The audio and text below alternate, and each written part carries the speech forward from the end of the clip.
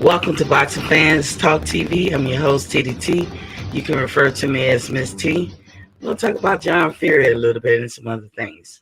Let's turn to.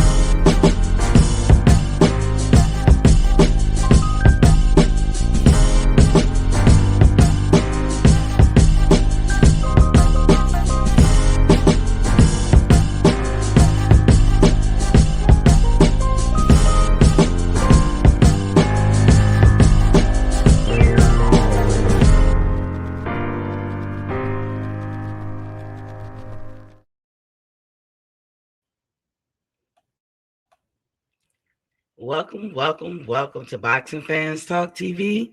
I'm your host, TDT. You can refer to me as Miss T. And as y'all read the caption, it said John Fury lets the cat out the bag. You guys tell me if you hear an echo. I hear one. I'm not sure if you hear one, but let me know how it sounds. I'm trying to get used to this mic and this new equipment. Demetrius Bright in the building. Salute King. He says, salute Queen Teen. I'll be a teenager for a couple of hours. Birdman in the building. What's popping, King? He says, salute Miss T, the boxing media queen. Thank you. Indeed. So, as y'all read, John Fury lets the cat out of the bag. In my opinion, he was trying to be clever. He was trying to say something. But he kind of like, sometimes when, as Fred says, sometimes when they, put something out, they tell on themselves. Birdman says, Demetrius Bright, salute family. So I'm sure some of y'all was watching Fred's show last night when he had that. I'm just talking, this is a side note. When he had the, seemed like a paperwork, some kind of paperwork on Mikey Garcia from going to the hospital back in 2019.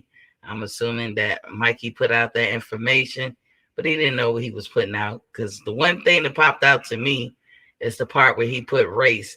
He said he was white, ethnicity, probably saying it wrong, getting tongue-tied here. He had NA. Well, there shouldn't be an NA there. And language, we know this dude speaks Spanish. So why was it an NA there? But I'm only bringing it up because I've talked about it on my show and other show, that there seemed to be this notion where a lot of people, of Mexican descent think that they white. It's not a problem until it becomes a problem. I know for myself, Andrew Charles, salute. Was popping, King. He said, salute, Miss T. And Sheldon Moore is in the building. Miss T, my queen, salute. Salute, Sheldon. It's not a problem until it becomes a problem. I don't care what race you're from. If you come off to me like you're not appreciative of your race or you don't like your race, I really don't have no time to invest in you. Now, you could do it as a free country. I'm not saying you're a bad person. I'm not saying I would discriminate against you, but it lets me know who you are and what you're about. Because if you can't even appreciate your own race, I mean, how I think, what am I going to think you think of me? You know what I'm saying? At no point can anybody confuse Mikey Garcia as being white. At no point. Shelton King, what's popping? You up in here?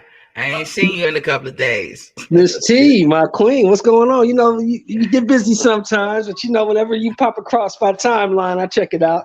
I saw you Friday, but you was ladies' night in it, so You know, it y'all wasn't can nothing pop I in could chime in on. there. Listen, all the ladies was busy that night, so Yeah, me and Dez had to hold it down. yeah, y'all held it down. Y'all just talking. I heard y'all for a minute. I was listening. Oh, But okay, I'm so you grateful. talking about old John Fury coming out with this bullshit today? Yeah, yeah. Now, before I get into why I think he put his foot in his mouth, tell me what you think he put his foot in his mouth on. Well, for me, the whole thing is who cares? Who cares? The fight is over. Your son won. Every fighter goes into every fight with something wrong. There's no fighter that goes into a fight 100%. Right. So why are you gonna wait till now? Oh, he was hurt. So what? Wilder was probably hurt.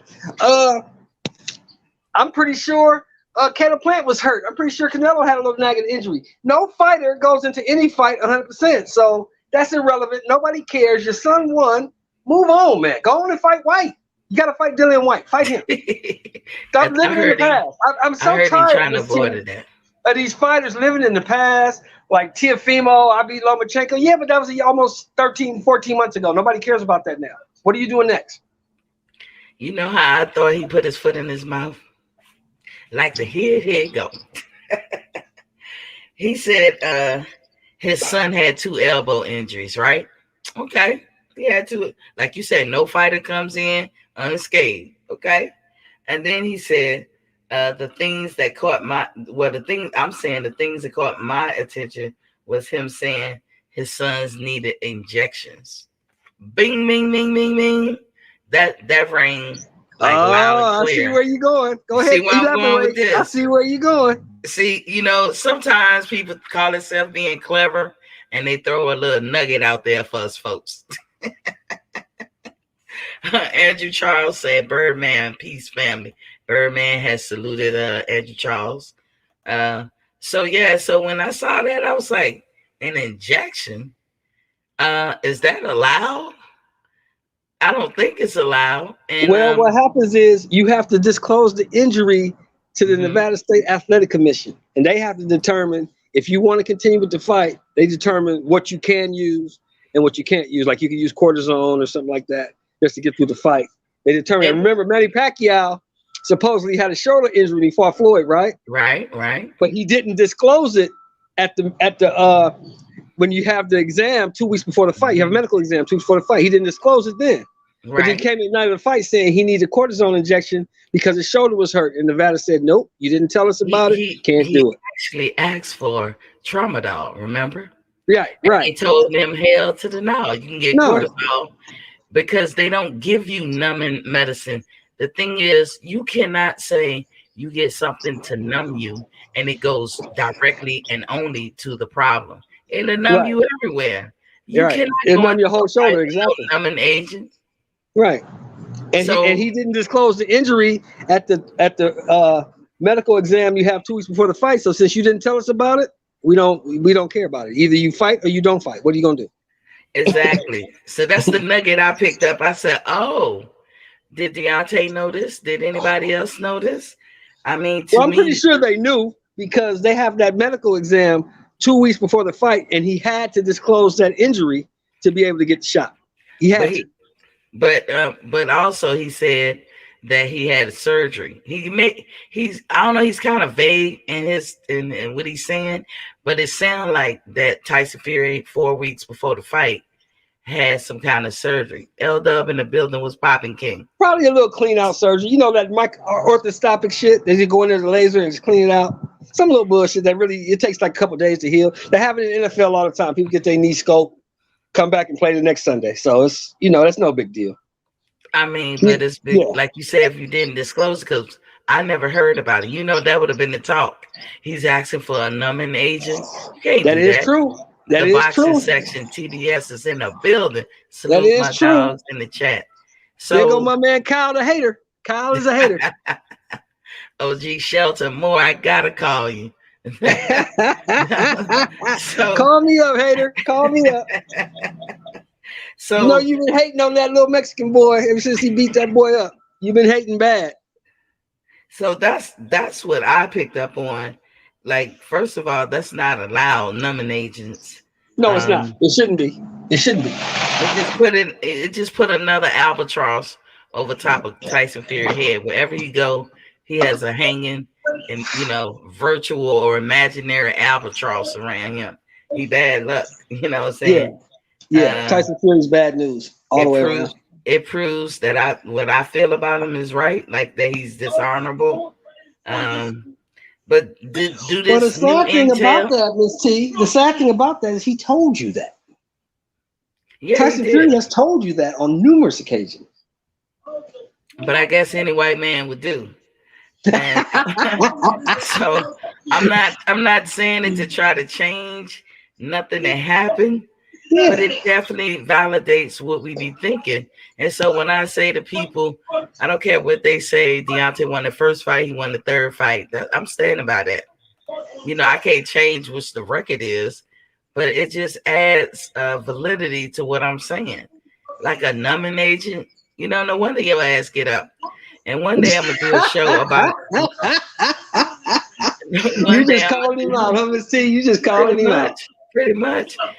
John Fury over there trying to brag and be like, well, actually, my son, my manly man's son, is fighting at 50%. And basically I beat Deontay Wilder ass at 50%.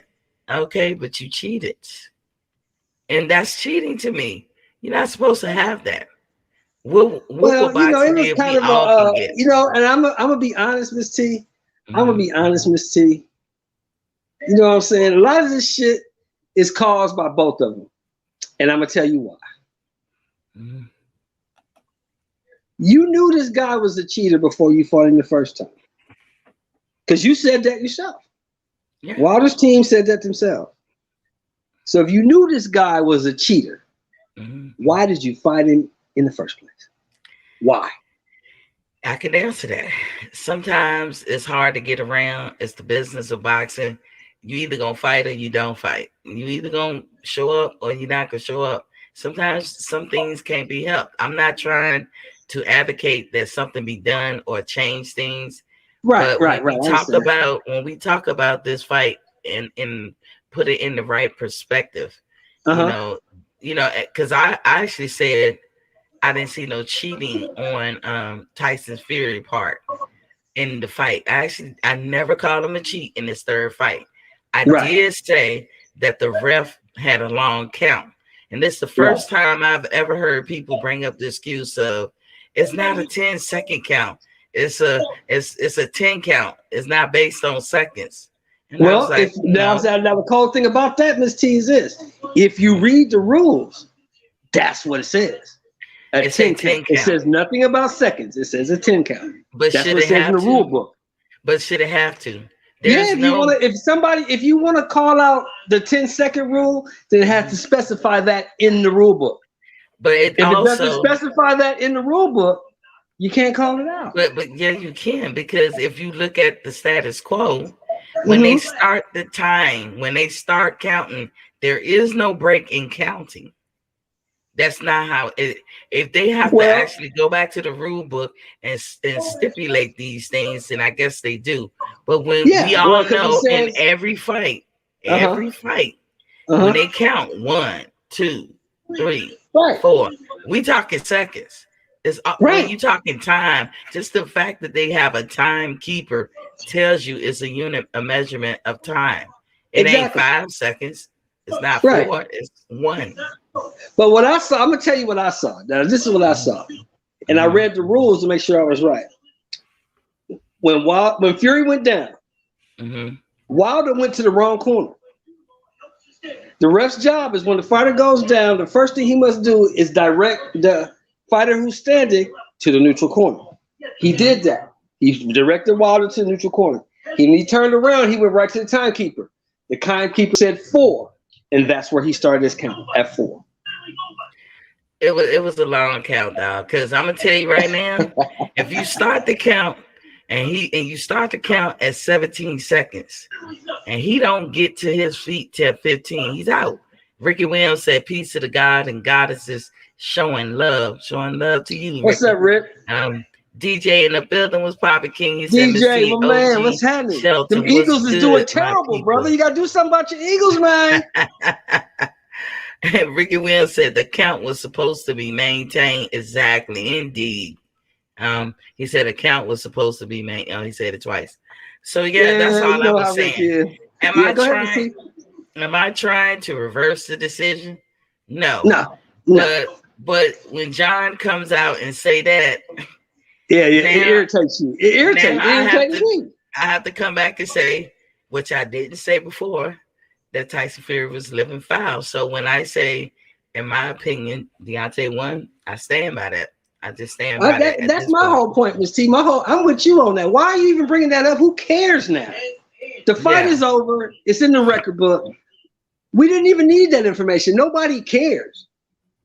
If it was so important, if this information was so important, why didn't you put it out before the fight? And then, you saw how he bragged and said, well, Tyson really only had 3.5 weeks to train. That's why he was saying that Tyson had that surgery 4 weeks before the fight. That's a lie. So, but, during the training, Tyson was saying, oh, I'm in the gym, I'm fighting. So, yeah, it was a lot. In his efforts of bragging, he dropped some little breadcrumbs and some nuggets. So that's all I was saying to you guys. Exactly. You're exactly right. That family is team too much. But what do y'all think about what Fred showed that little doctor's paperwork on Mikey Garcia? I'm tripping on that thing. TJ Sports Nation Network in the building was Papa King. He said the ref rushed to Wilder while in the middle of the count. Yep. And Ricky Williams said he letting you know they have to tell on themselves. They can't help it. Yeah, people can't hold down a lie. Birdman at DJ, my Bama brother, salute family. Yeah, well, what you think about that? I live in California, Miss T. So all these fools out here think they white. I say it all the time, and people be like, Miss T, what are you talking about, Miss T? I'm like, y'all haven't experienced these type of people. And listen, when they do call them Mexican, they want you got to fight. When they do all these police brutality around the country, Mexicans. I'm very careful to look at who is doing it. What's the guy name? What he look like? And this, that, and other. Because it's not fair, and I'm not capping for white folks because they do it too.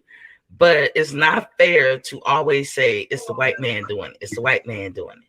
So I'm not capping because they do it.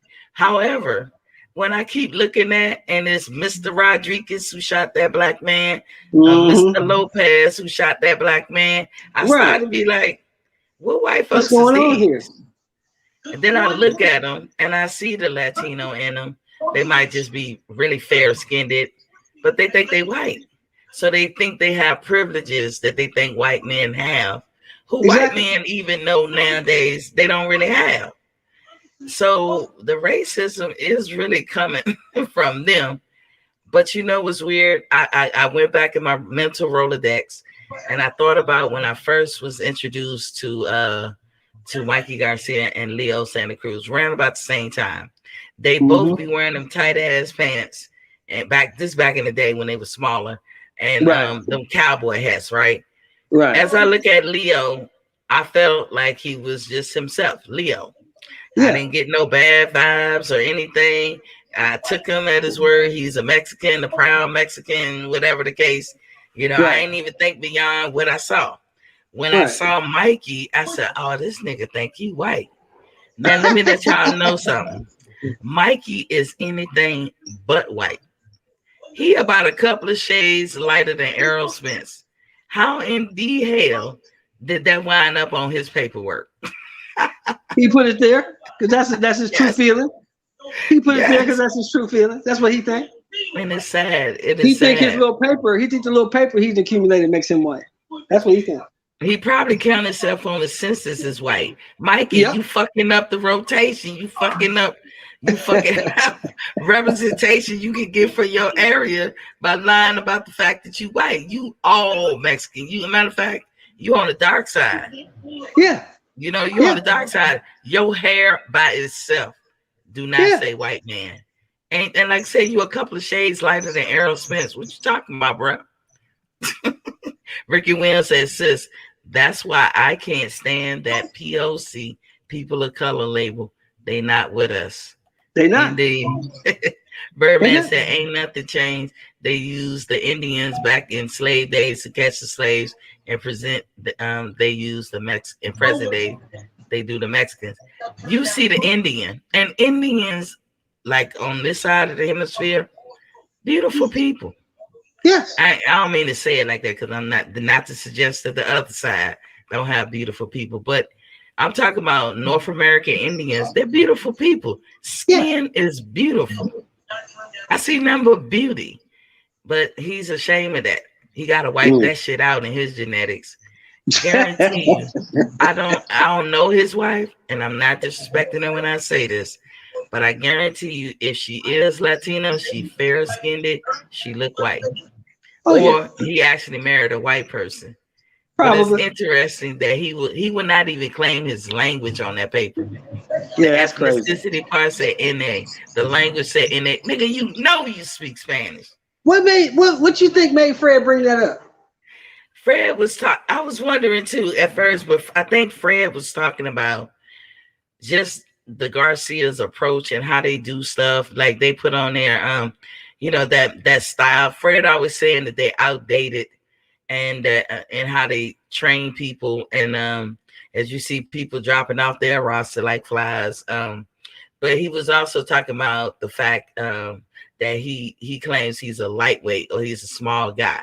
So when they make excuses of, Earl, of course he beat him up, he's a small guy. This dude went to the hospital weighing 150.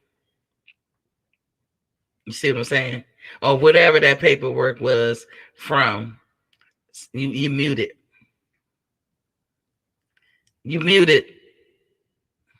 No, I was saying I never liked the fact that Errol took that fight because Errol was in a lose-lose situation in that fight.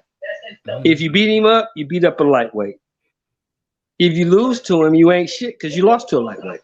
So and the fact I didn't like the fact that he took the fight. Yeah, he didn't knock him out. So it was like, so I don't even like the fact that you took the fight. You should have never even took the fight. But you took it. You got paid off of it. So be it. You know what I'm saying? And then you get the Spence fans who always want to say, well, Errol sold out Cowboys. Well, he didn't do that by himself. Yeah. There's a whole lot of Mexicans up in there. And they came to see you lose. But it was, they might have, but it was sold out. The point is, if it was a Mikey Garcia fight, which the person to see was Errol in that fight. But if the person to see was just Mikey, let's say Mikey and the last guy he was fighting, they wouldn't have sold that shit out. No. Errol was the hometown guy. Of course, Errol had a lot to do with it, but he didn't do it by himself, is what I'm saying. And that's the reason why Errol took the fight, is what I'm saying. Because the fight, there was no reason to take that fight. I don't give a damn if Mikey did call you out. You was in a lose-lose situation. Like I said, if you beat him, you beat up a lightweight. And you didn't knock the lightweight out. And if you lose to him, you got beat by a little guy. So you wasn't shit anyway. Yeah. Either way, you lose. You said catch 22. Yeah. Either way, you lose. Ricky Williams said she fair-skinned. I knew it. You can almost profile this dude. Macadocious Mac of the South was popping king. He said, salute to the lovely and beautiful Madame Queen Miss T. Madame Ricky, this pay-per-view only did 325, 350, so it didn't do shit anyway. The pay-per-view wasn't that big. You talking about the Canelo? I'm talking about Mikey and Errol. Only did 325, 350. He didn't do that much. Macadocious said, at Ricky Williams, salute my brother King God. Yeah, I just was tripping. That was the thing that jumped out at me. White. Ooh, that's like me. Come on now. Y'all see me. I walk on up in Med now. And I put down that joint. I'm white. Can't you see? They're gonna be like, I don't give a fuck what this bitch say, black. Matter of fact, Negro. They won't let you pass, Miss T. They won't let you pass. Hey, Look, I can even say, look, I can even make the claim that I'm 1/16th Indian. It ain't My mama parents are mixed. I can even say that, and it be the truth. But if Butter said, y'all will believe it. But if I say it, you won't.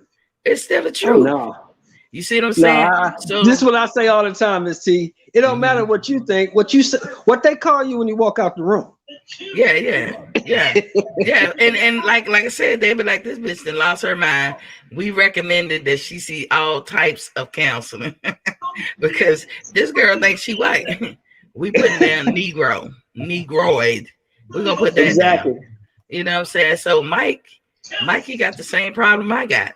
Yeah, he damn sure do. Way in hell you look white. Ricky I don't even know what he was thinking. Did you think he was drunk or maybe he was high or something? I don't know. I think when they gave him paperwork and he just filled it out, and maybe people you got your data entry people that just went in and put whatever they put in. They was like, ain't no dog. I ain't got no dog in this race. Fuck it. This motherfucker want to call himself Superman. I'm gonna put that down. But see, Birdman with that. See, Birdman, you in the chat with that bullshit. Look, I'm a boxing fan first, man. I'm not a fan of any fighter. I don't have an emotional attachment to any fighter. I just look at the skill sets, and I just think Bud is a better fighter than Errol. I don't have any emotional attachments. I really don't give a damn who. Well, I give a damn about who wins the Bud Porter fight because I got $300 on it. But other than that, I don't really care who wins the fight. You know what I'm saying? I just want to see a good fight with two good guys, and I just don't think Errol had the skill set to beat Crawford. I just don't. Hey, listen, I ain't betting shit else after that debacle with Deontay Wilder. I'm not doing that because they ain't giving me back my money. You didn't bet. I did against my better judgment. All these years of never gambling, and I said, you know what? Deontay gonna kill this dude.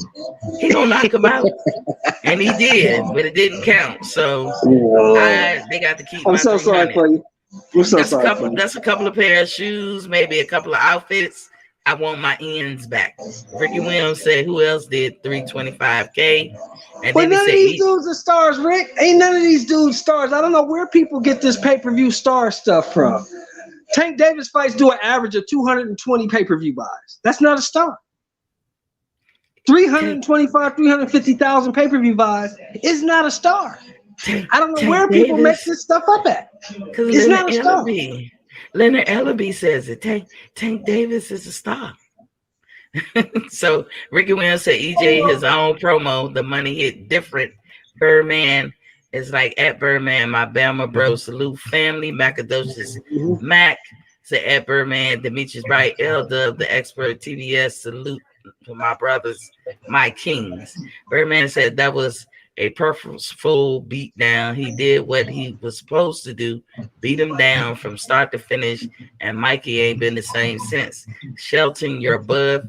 What is that? Fairness is showing. Stop it. I guess, Birdman, you talking to me too. I agree. I mean, look, Shelton. Here's the thing. Here's the thing, Birdman. Number one, I went with Wilder in this. I'm never gonna go against the brother. I don't care who he fight.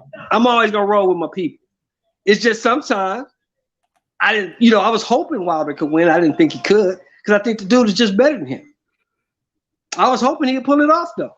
I just think the dude's better than him.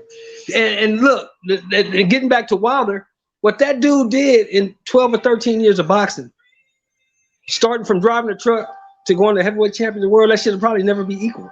Because most guys that make it to that level been fighting their entire lives. Yeah. So Ricky Williams said he did that on athletic ability alone, and that's impressive. That's very impressive.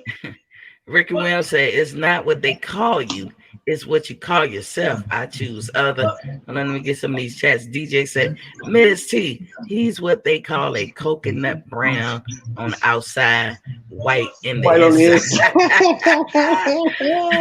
Birdman at Macadocious Mac at the South Salute family. Birdman said, stop Coach Spence. Gave that he said, stop Coach Spence. Gave that Mikey guy beat down. And what's not to be happy about that? When one brother win, we all win. I put the link in the chat.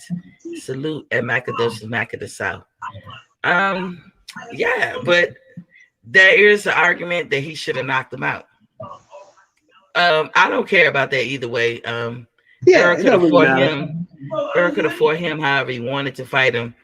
But when we start ranking people and saying who's better and all that, you have to make a distinction. And sometimes when they on an even kill, it comes down to those little things that you can separate somebody from the next person, like a Sean Porter, for instance. Everybody who got Sean winning, but Sean has never shown anyone that he closes the show. Exactly. He never has. Exactly. He's never shown that. So I should not go into any fight that he goes in thinking that he's going to close the show. But I can be pleasantly surprised when and if he ever does. Right. See what I'm saying? Right. Yeah. So, and then, like he was saying, when they start picking Sean Porter to beat Bud Crawford, that means they're Errol Spence fanness, because you're just trying to find somebody to beat this guy. Because you know Sean is not going to beat this guy. Yeah, I don't think he will. I don't think Sean I is going to beat got a Porter. call. I'll be right back. Okay. I'm cooking a little bit. Now, we talked about John Fury and that bull crap that he was talking, letting nuggets drop, put his foot all in his mouth. His intent was to brag, to be like, my son easily beat Champ. You know, look what he did to him. And he had but 3.5 weeks for real to train. And he had 2 injured elbows. And they were so bad, we had to get some numbing agents put into the elbows. Really? Don't you think if that was disclosed, we all would have been talking about that? But we wasn't, because it wasn't disclosed. But while they bragging, that's why I brought up the Mikey Garcia thing, paperwork that I guess they released. Why they call themselves bragging? You drop other nuggets because you wasn't paying attention, right? You wasn't paying attention, because now we know that you had numbing agents, and if you turn to Mikey, we know that you think you white. That's a problem for some people, because I can tell you, let me ask you, Shelton, if no matter the race, could you hang with people that can't accept who they are? No. Because I don't know how to be anybody else but myself. Can you hang with people that think if you don't know who you are, right? If you don't know who you are, then how am I going to know how to deal with you? Because I don't know. If you don't know who you are, how am I supposed to know? Macadocious Mac of the South said, Spence with Mikey from round 1 to 12. Pillar the post. Noah GX in the building was popping, King. Good evening, sister. Salute. 10 a.m. here in Japan. Okay, Japan. Ricky Williams said, you don't know anything till it happens. Shaking my head. Noah GX. Well, Ricky, I know Sean Porter finna get knocked out. I do know that. Yeah, I gotta agree with him. I gotta agree with him.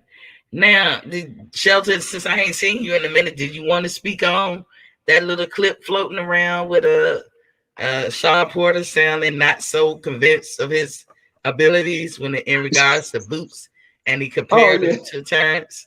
Oh, well, we knew that anyway. We knew that anyway. I remember, what was it, 7-8 months ago? They asked him on his podcast, what do you think about a fight with Boots? And he said, I'm not fighting that dude. He said that shit quick. I'm not fighting that dude. But he compared him to Terrence Crawford. Yeah, because they switch, and they both switch, and they both got power in both hands. They both got good feet. You know what I'm saying? Boots is younger. But the problem for me with Boots is Boots hasn't been tested yet. I need to see Boots tested to see how good he is. Now, Crawford, we know what we got. We know we're working with. Strategically, Sean should have never made the comparison right before a fight. I ain't saying I appreciate the honesty, but you kind of, again, you put your foot in your mouth. And so I'll be wondering about the people who's saying that Sean can beat. Talking about you, Birdman, and a couple of other folks. Do y'all still feel the same? Do y'all still feel the same that Sean gonna upset Crawford or upset us in some kind of way? Sean know what's considering coming. that he's scared. Kenny know what's coming. They know what this is. This is his cash out fight. This is the biggest purse he ever got.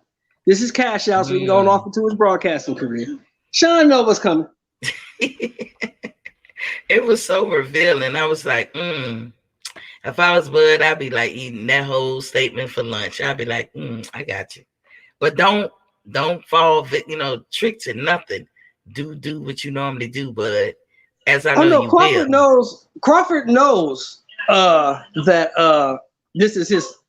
It's hard to say that a 3-division, 2-time lineal, 1-time undisputed champion is gonna have a coming out party. But Crawford knows this is it. This is where he gets to shut everybody up. And then, like he said in his interview, remember his interview? He said, "Oh yeah, after I whoop his ass, y'all gonna have all kind of other excuses to make. Y'all gonna say he was washed up, he was a broadcaster, he wasn't focused. Y'all gonna make up all kind of excuses. I know." I'm gonna tell you the couple of fighters that I remember them saying that kind of stuff with before the fight, and then changing the narrative after the fight. Was Felix Diaz. I think that was the Olympic gold medal. I don't know if he can get through him. This dude right here, Poster. I don't know if he can, we got to remember that Gamboa was undefeated. He was a beast. Oh, but they don't want to admit that. They don't want to admit that he was a 2-division undefeated champion when he fought him. They don't want to admit that. Oh, that's just Gamboa. It's nobody.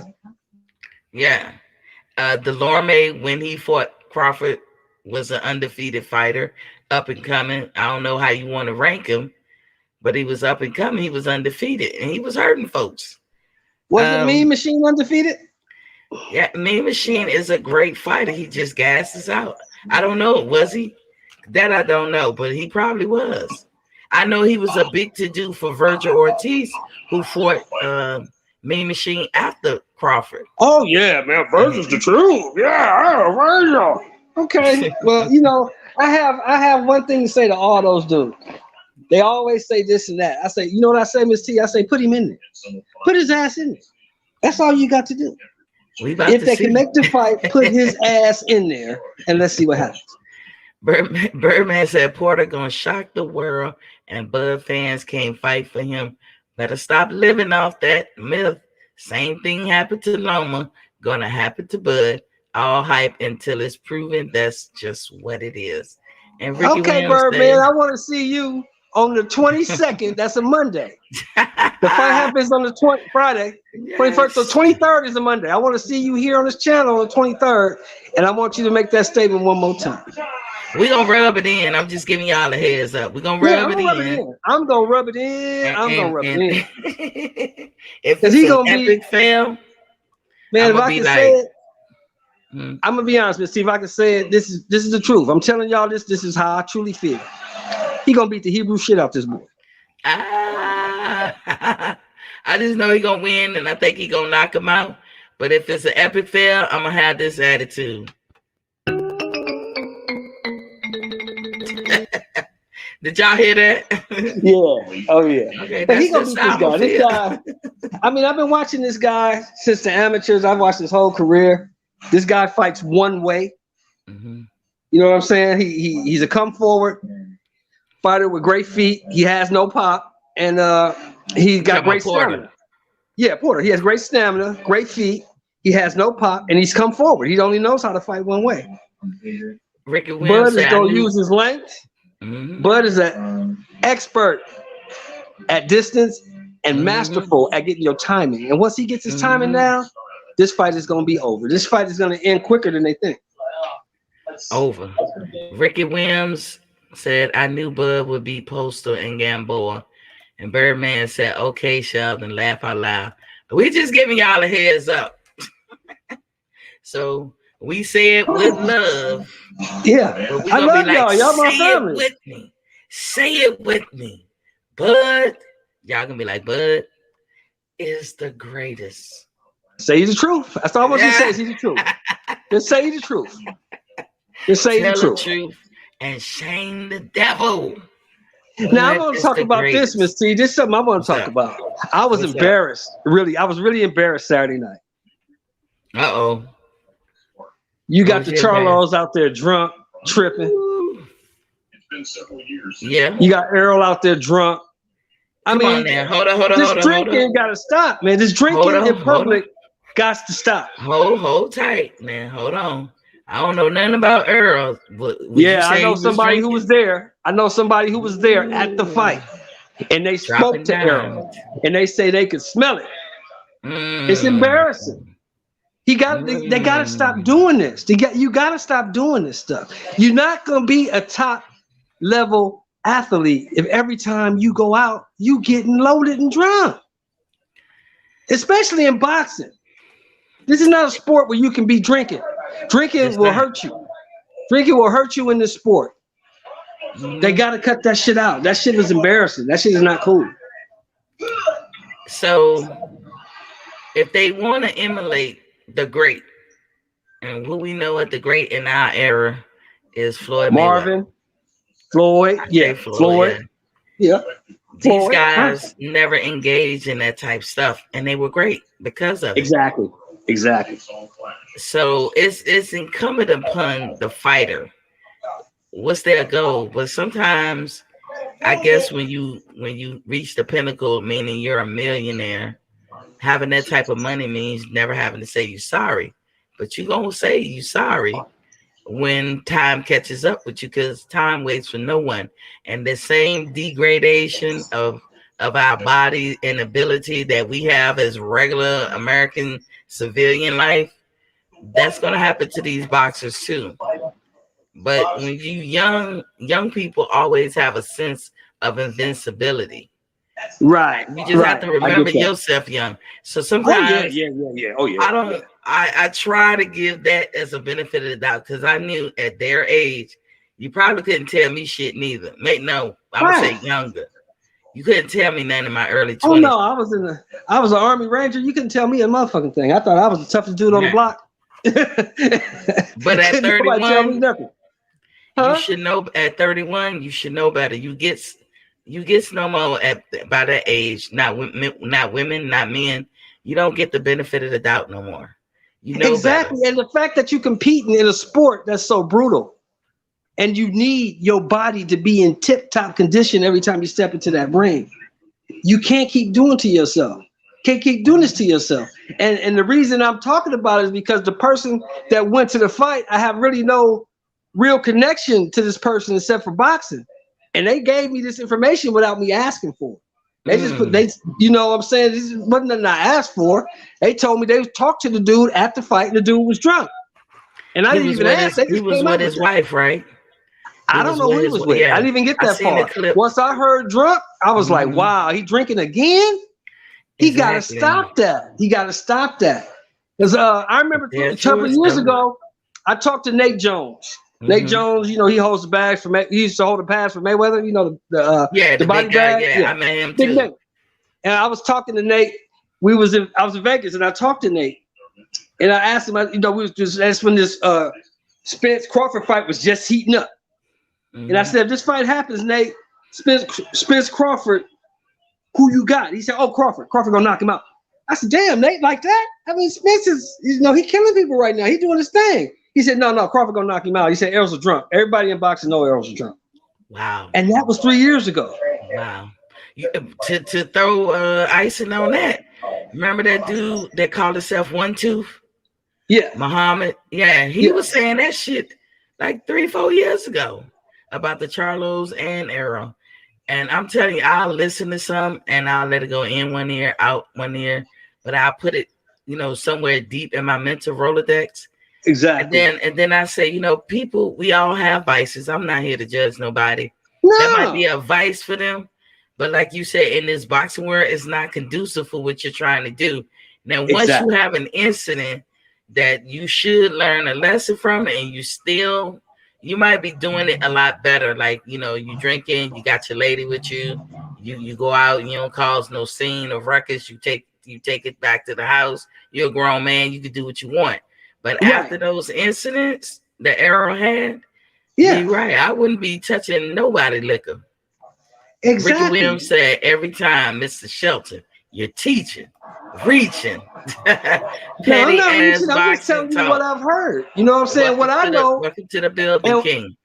And what I know from watching this sport since 1969, from participating in this sport from 1973 to 1980. I know if you're going to be at the top levels of this sport, you cannot be drinking alcohol. I agree with you. Penny has Boxing Talk. Welcome to the building, King. First time in. He said, this era of boxers are hip-hop overload. Yes, indeed. And then he also said, I'm sorry. Let me introduce myself. A 1-2, a 1-2. First time viewers. Salute. Salute to you, King. Yeah. I remember, because I remember that, Sugar Ray Leonard had issues with alcohol and drugs. A lot of guys have had issues with alcohol and drugs, and people seem to gloss over the fact that, Sugar Ray Leonard only had like 33, 34 fights his whole career. But he was an Olympian. He was solidified. He was an Olympian. He was one of the all-time greats. Mm-hmm. But he could have done more if he hadn't had that period of drug and alcohol abuse, in my opinion. So since we talk about drugs and alcohol, if I ever get an interview with a famous boxer, then that's a question I'm going to ask. What is up with people who have had a desire to box all their life only to get there and then develop a drug habit? Where does that come from? Is it that they're taking, and I'm asking, is it that they're taking banned substances which lead them to want to take drugs like street drugs, or is it what is it that motivates somebody? Because if I'm a top tier athlete, what I'm not gonna do is smoke, and I smoke, y'all, but I'm gonna have to put the cigarette down. I don't smoke cigarettes, but a cigar or whatever I smoke, the weed, pretty much, I'm gonna have to put it down because that's not conducive to me trying to be an athlete. What makes people do that to their body? Because they gotta know it's a degradation going on. Well, you got to look at also, it's a personal choice, number one, because it's always choices in life. But number two, let's be honest and look at where most boxers, even the great ones, where they come from. The hood. But if you avoided that's what they've been around. That's what they know. You know what I'm saying? I don't really accept that because that's what I grew up around. I can tell you, I ain't never touched the sugar. But see, here's the thing though, Miss T, you made a choice. A lot of people aren't as strong as you to make those choices. A lot of people are products of their environment and what they're around, what they see. And once you get to the top levels of any sport, you start making real money, all these people start coming around. All these other things start getting introduced to you. Now, you would have never thought, when we was back in the day watching football, we never thought Lawrence Taylor was a crackhead. Would we? No. But he was.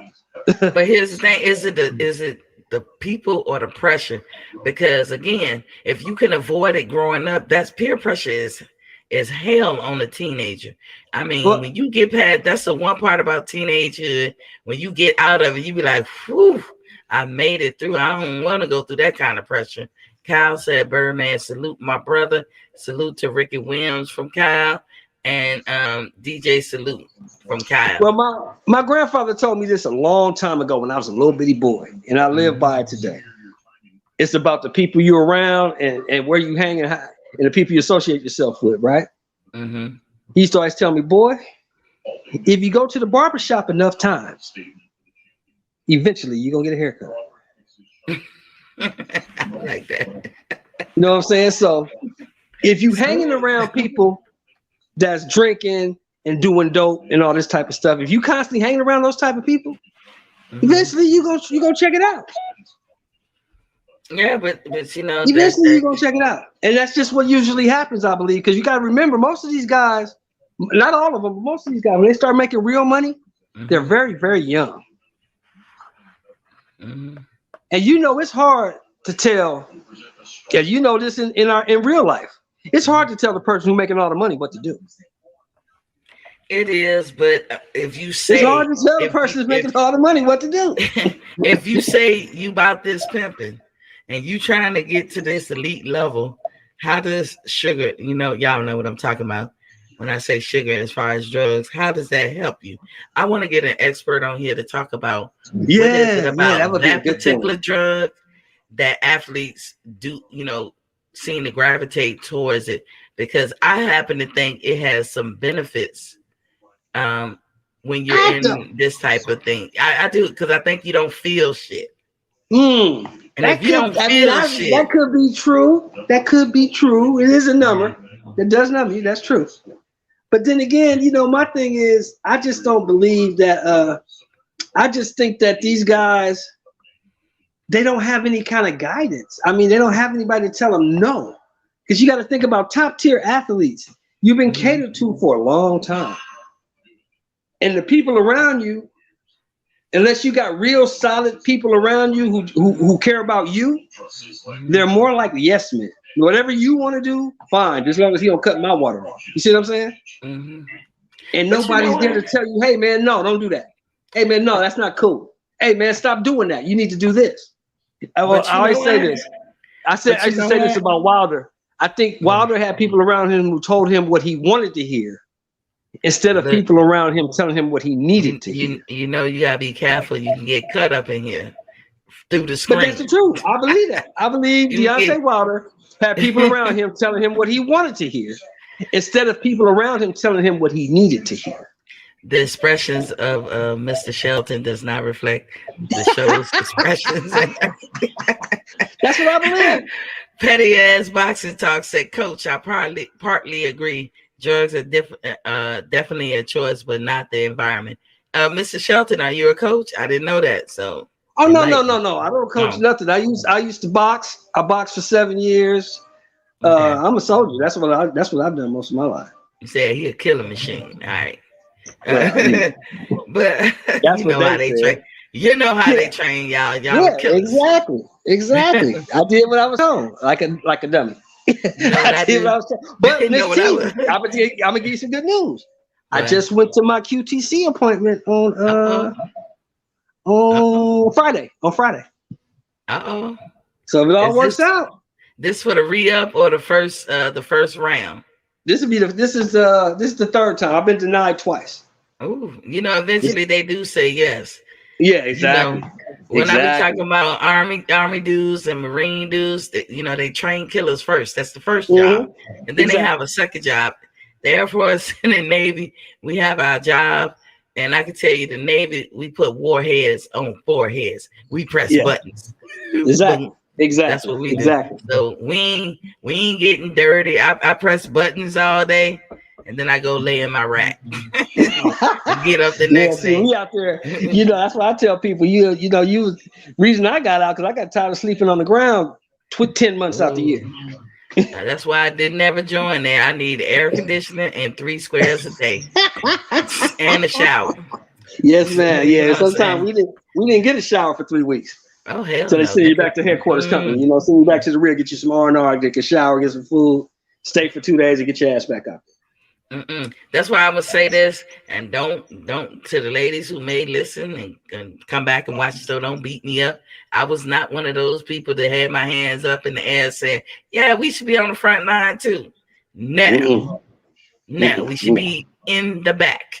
Where we at? We should be where we at. I agree. Let's not change up shit. It ain't broke, don't fix it. Exactly. I'm with you, Miss T. I'm with you. But yeah, I think I just think these guys, like you said, I think you hit the nail on the head though. It is a lot of pressure when you making all the money and you have what they call it, a whole team that you got to take care of, because you taking care of all these people. That's a lot of pressure. And sometimes you need to escape. You need to get away. Let me tell you, if you're a young athlete, a wannabe athlete, and you listening to my show and you listening to my voice, when you was coming up and you was trying to be this athlete, you avoided a lot of things. You sacrificed a lot of things, and for good reason. Don't get up there and start having some modicum of success. And I don't give a fuck what everybody else doing around you. Please. I'm not going to downgrade the weed because, weed is not an addictive drug to me. But even still, if you're a boxer, you don't need to be smoking weed. But damn sure don't do that other shit, because the problem is you will have control until you don't have control. And when you don't have control, you would demolish everything you've ever built or worked for, because you Miss really T, would be out of control. Yeah. ask Pernell Whitaker. Yeah. Look at that man is what, how much older is he to me? I don't know, but he still should be here. He's not older than my Pernell, mother. rest in peace, would have been like 59 Yeah. right now, 57, 50, Rest in peace, anywhere from 57 Pernell. to 59. Yeah, Because he'd have you been like can't 57, shake it. 59. Yeah. You And can't he shake shortened his it. career. He shortened his career by using drugs. I'm telling you, we got fighters who are, you don't know if you can make it. You don't, sometimes I told y'all on my wellness show, some of us are walking ticking time bombs. You don't even know it. And you fuck around and take this shit and it could kill you. I used to actually try to develop a habit of drinking because I was a sailor. I was in the Navy. That's what us Navy folks do. I could never get past the first couple of sips. I'd be tired and fall asleep and wake up the next day and be like, what did I miss? But that was the best thing that could have happened to me, that I will pass out off of a couple of sips. That was in my 20s. I'm talking early 20s. Now, fast forward all the way up to, I was about 46.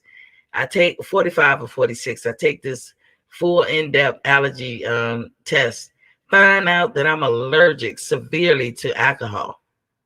Now, had I pushed the envelope and kept trying to drink as my peers do, I would have experienced alcohol poisoning. Have you guys ever seen somebody go through that?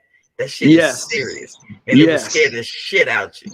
Yes. You can die from that just because it's poisonous to you. Might not be poisonous to the next person. But they used to say, drink like a sailor. I could curse like one. I can't drink like one, for real. my potty mouth for sure, but drinking, no. And I'm even trying to scale back from that potty mouth. I think I'm doing okay because it was bad every third word. I mean, but that's the culture, right? But that's the culture you grew up. That's the culture you really grew up in, because you went in when you was a teenager, right? I was 20 years old. Yeah, you was a teenager, basically. Yeah. So, but so this, I really do want to broach that subject with maybe a former fighter or someone who had experience, because it's a lot of unnamed fighters we'll never hear about because they was introduced it. But I really think it's something with this sugar that they be taking that I think it adds a benefit, because we know Tyson Fury was on it and his ass didn't feel shit. That's why he could get up. So is it that people taking it so they don't feel nothing? Because when part of the boxing game is how much can you take, meaning how much can you feel and still continue. So if you taking some kind of agent that numbs the feeling, that's cheating, number one. Number two, that's not good, because you should always be aware of the telltale signs whenever something is going on with your body. You take those things away, you don't have no recourse to correct them before it's too late. Exactly. So that's why that's dangerous. I agree wholeheartedly. Look at these. If you remember, Andre Berto was on Fred's show. Was you around for that time? I don't remember him being on. Well, they was talking to Berto about this fight that's coming up. The fight that we want, not the fight that's coming up, the fight that we want. The Crawford Spence fight. Okay. And he was saying that he had been in the ring with both of those guys. And he said the difference is Errol is constant pressure, constant punches. He's on you and he breaks you down with an accumulation. He doesn't have the same type of power that Crawford has. He said Crawford has this stunning power and Crawford is mean. He said Crawford gets you, he's in the ring with you and he's trying to hurt you every time he punches you. And once he figures out that you're not living the same type of lifestyle he's living, Berto said, then he's gonna punish you. It's an edge. And Floyd said that all the time. Hey, I get up after everybody come from the club and I'm gonna go run 8 miles. Well, who does that? Floyd, because he know your ass ain't doing it. Noah GX said, where were you stationed in Japan? I was in Yokosuka. near the Navy base, Yokosuka. I know they got Okinawa down there too, but I wasn't down there. I was in Yokosuka on that flagship, the USS Blue Ridge, but I was a part of the flag team. So it's a certain lifestyle you got to live as a fighter. I believe. I truly believe that. Mm-hmm. You can't. You got to get your rest. You got to eat proper. You got to train constantly, and you got to treat your body like a temple, because your body is your money. That's how you get paid. Exactly.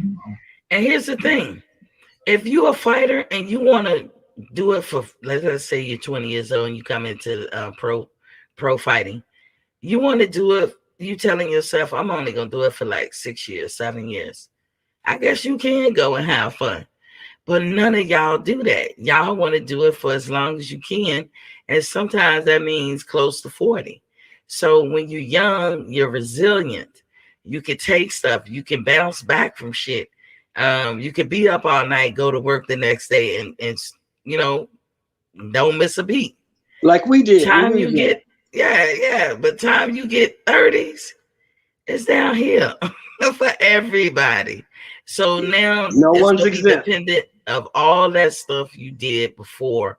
All that, exactly. Like you said, treating your body like a temple, taking care of it. All of that stuff is gonna come into play when you get in your 30s.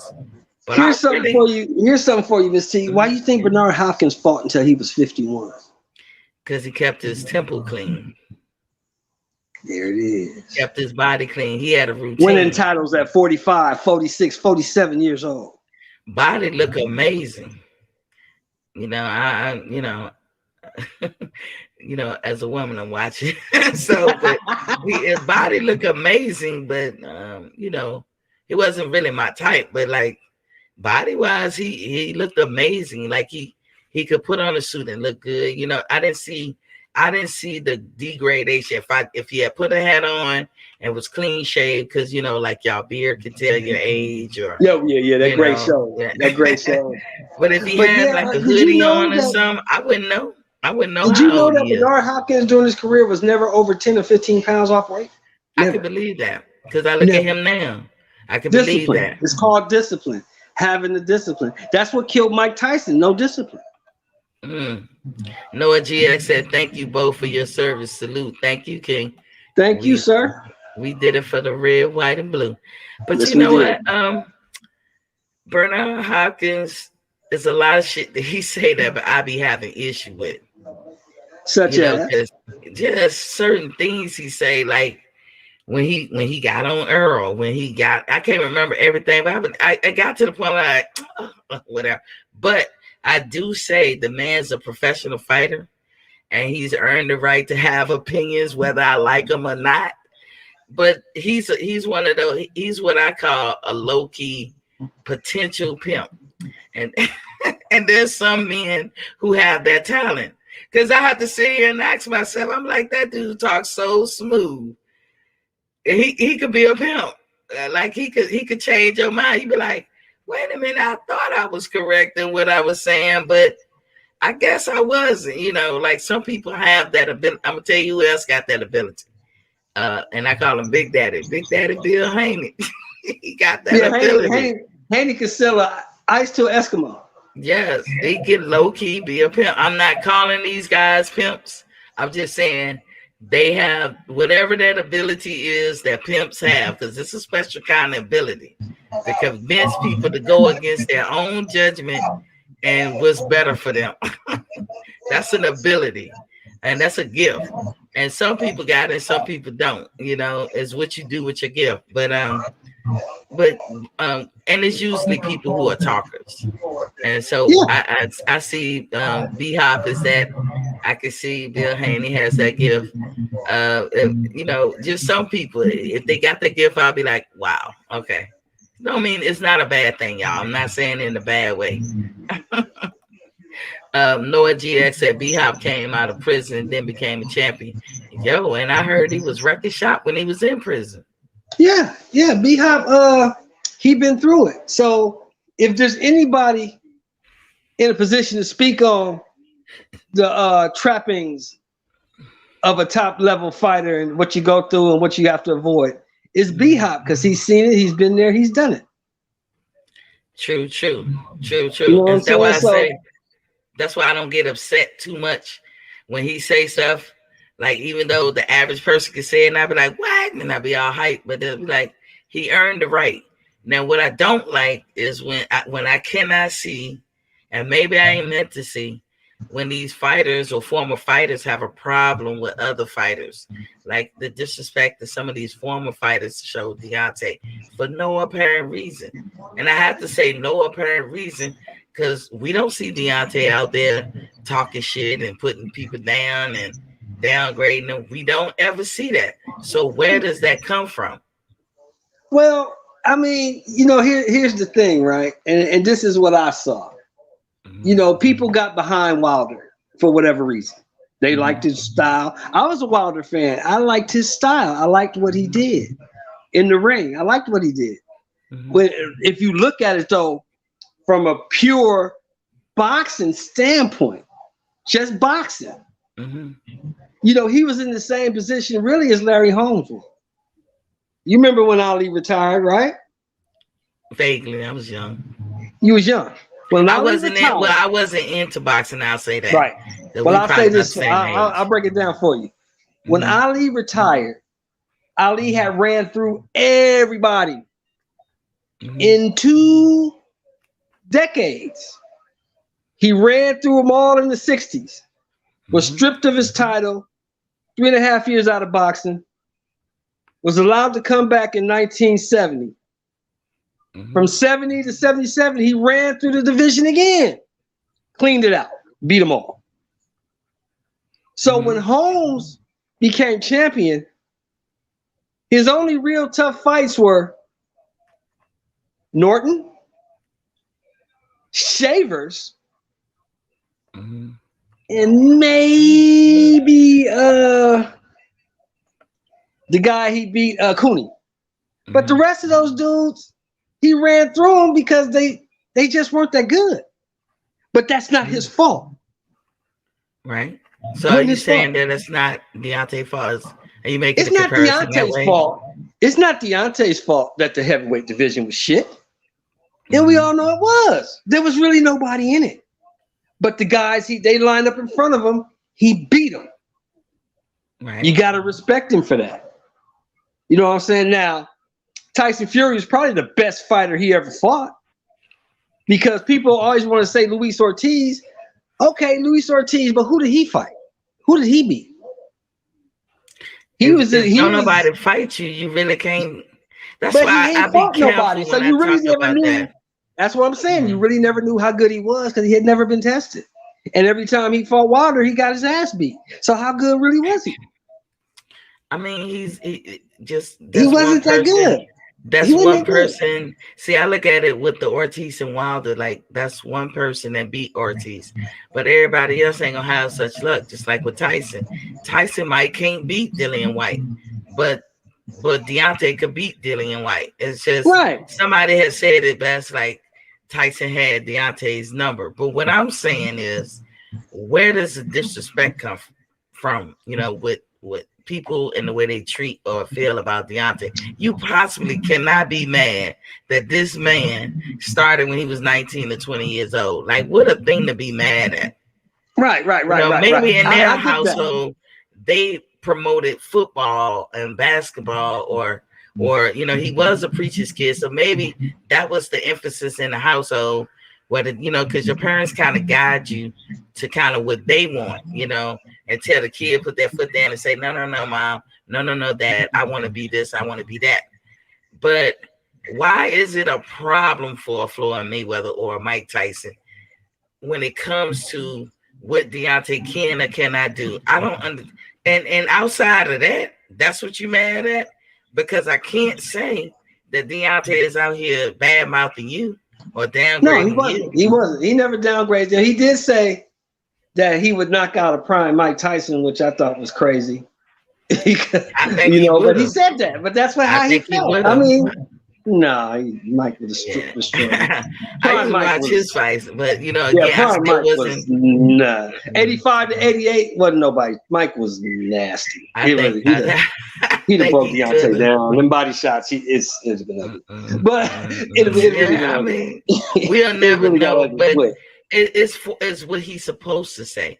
So Mike didn't like Floyd because he felt like Floyd was disrespecting, Muhammad Ali. But was Muhammad Ali disrespecting Joe Louis or Sugar Ray Robinson?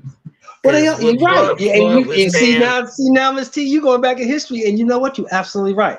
Ali did talk bad about Joe Louis. He did talk bad. He didn't talk bad about Sugar Ray because Sugar Ray was his idol. He But what loved I'm Sugar Ray saying, Robinson. I He talked bad about Joe. He talked bad about Joe, Rocky. Rocky Marciano. He talked bad about all of them. He said none of them I could hold his didn't boot. even know that. I didn't even know that. What I was He said none saying of them could hold his was, jockstrap. Ali did say that. was he saying was him saying I'm the greatest? Was that disrespecting those previous fighters? Because that's what Floyd was saying. I'm TBE. I'm the best ever. That's what Tyson said. He had a problem with Floyd. Yeah, because what Tyson was going off, I believe. Now I don't know because I don't know Mike Tyson. I never, spoke to him personally. But what I believe Tyson was saying, you can't say you was better than these guys because you didn't fight the level of competition that these guys fought. That's what Mike was saying. Mike was going on the historical perspective.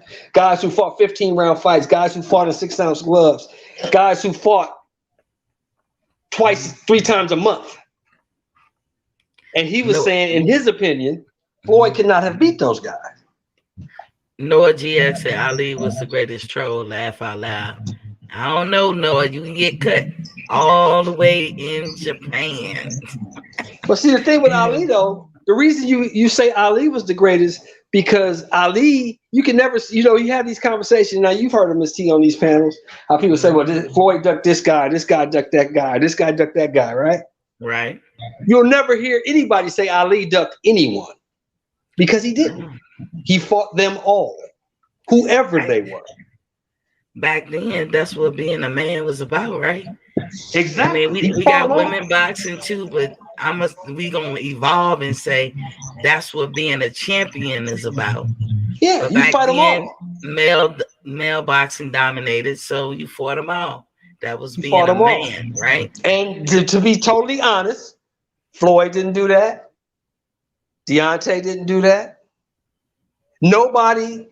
The last person to really fight them all, if you want to be totally honest, was Lennox Lewis. He's the last person that fought them all. I believe Floyd fought them all, especially in the beginning of his career. I believe Floyd. Pretty Boy Floyd fought everybody. Yeah, Pretty Boy Floyd fought everybody. Money Mayweather did not. See, I disagree. I think as you get up there in your level, like as far as you're becoming elite or you are elite, yes. I think it's hard to say that you can have access to everybody because now everybody wants you. In the beginning, you want them. When you want them, you're fighting everybody. But when they let me ask you this. Let me ask you this, Miss T. Okay. Can we agree on this? Okay. Was Floyd Mayweather ever more famous than Muhammad Ali? Ooh. No. That's hard. I would say now. Now. Muhammad Ali is dead. And he's more famous than Floyd Mayweather now. Nah. Because I think you can go anywhere in the world and say Muhammad Ali and they know who you're talking about. But you can say that about Floyd now. No, you can't. I don't think so. I beg to differ. I have to beg that we're gonna agree to disagree. Yeah, I beg to differ. We agree to disagree. No, I tell people this all the time. They sound crazy. I tell them that Muhammad Ali and Mike Tyson are more famous than any fighter we got fighting today, right now. No. Anybody that we got fighting today. Ali pulled up to Liston House in a bus with a bullhorn. He did that. He did that. So okay, King. So I guess that's why you call him a troll. In today's time, that's what it would be. And yesteryears, it was motivation. But I will say that Floyd, you can go anywhere. You can go in Africa, you can go Hong Kong, you can go anywhere. They know who Floyd is. Okay. They know. So I would say now, maybe during Floyd's career, no. But now that he's retired, everybody know who Floyd is. Now, Floyd was an Olympian, so was Muhammad. Muhammad got to go. Floyd didn't. He was robbed. He would have got to go. Floyd never took a loss. Muhammad did. So when Floyd say I'm the greatest, and he feels like he's even the greatest over Muhammad Ali, that is his opinion, and there will be several people who agree with that. I'm not upset with him saying that because I know Floyd has been through some wars and fought some notable opponents. And if he never took a loss and others that he's being compared to did, I can understand why he would say that. But Muhammad Ali is endeared to us. He's endeared to us, but they didn't like him when he was hated him. The most hated guy in damn near America. You're absolutely right. He was hated. For the same reason they hate Deontay. Well, no, so, I beg to differ on that. I beg to differ on that because the FBI never had a file on Deontay Wilder. The FBI was never following Deontay Wilder around. We don't the know United what States the government FBI was never trying to put Deontay Wilder in jail. They was never trying to do that to Deontay. But again, that's a comparison that's hard to make because you take it contemporary times and mixing it with past times. And those type of comparisons that'll never win because we could say they don't make men and women like they used to back in those days. They don't. You know they don't. We can say that. But then there's times when you can see the evolution of man and woman where we can say it's better now. Oh yeah. You know? Look at this. I got a history. I got a piece of history for you. Okay. Jack Johnson was 38 years old when he lost his title, right? Mm-hmm. He lost his title to Jim Jeffries. Okay. Yeah. In 110-degree temperatures. Mm-hmm. In the 26th round. Okay. Yeah. They don't make people like that no more. None. Ain't a man today. They don't make people like that no more. So that's why when people tell me, that's why when people tell me that these guys today could compete with them guys in the 20s, 30s, 40s, and 50s, 60s, and 70s, I disagree. Because they built different. They built different. But if you look at it from a different perspective, if Floyd was back in that day, he will have that day's strength. He will have that day's stamina. He will be as good as he is with the talents he have and the abilities he have, but he will have what they had because it's all about what they ate. People ate better. Even when they weren't trying, they ate better. You know, burgers and shit on a regular every day didn't even start to the 50s. Right. Back in the day, people ate real motherfucking food. Right. And so back in them days, it wasn't no strength and conditioning coach. It wasn't no nutritionist. Your nutritionist was your wife or your girlfriend. And your nutritionist was that healthy food you ate. No one exactly. They followed Ali because of the Nation of Islam. You had to run and you had to train. I just think the competition level was higher back then because, see, now here's the difference I'll say with the Wilder era and the Ali era, right? Mm-hmm. The reason there was nobody to fight in the Wilder era, because most of the guys that would have been heavyweights, that's boxing, most of the guys that would have been heavyweight contenders now are either on the basketball court or on the football field. See, when Ali came around, there wasn't too many people in the NFL that was black. True. Wasn't too many people playing basketball that was black. So all brothers really had to do to get out was play baseball or box. And boxing was on damn near every corner in certain urban cities, like the ABC store. Man. And these guys came up boxing. Their whole lives boxing. So my argument is the level of competition back then was higher because you had more people doing it and they actually put more money into it. It was really a major sport back then. Now boxing is what in America? 5th. You got football as king. Then you got basketball. Then you got baseball. Then I venture to say soccer, tennis, then boxing. MMA is ahead of boxing. And I know the MMA is grueling. So when I say this, fellas, I know y'all guys like MMA. I'm not downing them, but I think boxing out of all the sports, it's the hardest sport to do. So Yes, when it because comes you got to to be dedicated. cheating and drugs, and you got to change your whole life. Your life got to fit and revolve around it, not it revolve around your life. So It's so much easier, I believe, Miss T. It's so much easier on the football field or on the basketball court than it is in the boxing gym. Would you agree? So much easier on the football field than the boxing gym? Yes. Because so football's a team sport. Yeah, boxing, you got to be dedicated, and it's just you. At the end of the day, it's just you out there. There's no boxing team. There's no a lot of timeout. sacrifice. Yeah, you got to sacrifice. And that's what we know for a fact that this generation doesn't like to do. Shit, hell yeah. And other generations, like a lot of people can't do it. Like I said, we had some females in the boxing gym with us, and we was training, and we was so happy to get them. And they looked like they was promising. Coach said, what happened to them? I'm the only female up in there, like adult wise, that's coaching or whatever. And he said, what happened to them? I said, you're gonna lose that battle, because there's things about being a young girl they want to do. That's just as important. And that shit is gonna be next to impossible to do compared to boys. Guys, y'all still get to be guys and do guys stuff. For females, is to me a lot more sacrifice in just personal and social living. Yes. And these girls, they're not gonna let that pass up. So you can't win this battle. And it was like, damn, is this something you can say? It's nothing I can say. It's really nothing. The girl gotta have it in her to say, I want to do this. I don't care with anything around me. And they're just not gonna do it. Noah GX, the ABC store. Ages are showing tonight. Haha. That's right. Yes, we proud of our ABC age. Market. We are proud of our age up in here. Sir. The ABC store, the liquor store. Yeah. 55 years old, man. I remember ABC Market all over the place. I joined the club this year. I'm 50. So look at you joined the club. All right. I joined the club, fill out my AARP.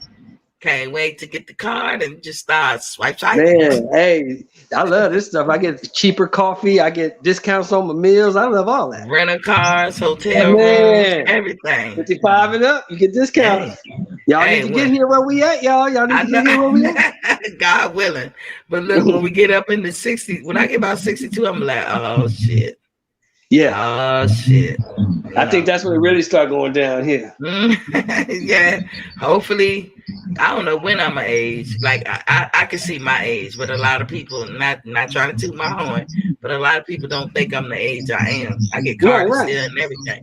But because you took care of yourself for so long. I can see it. Yeah. You took care of yourself for so long.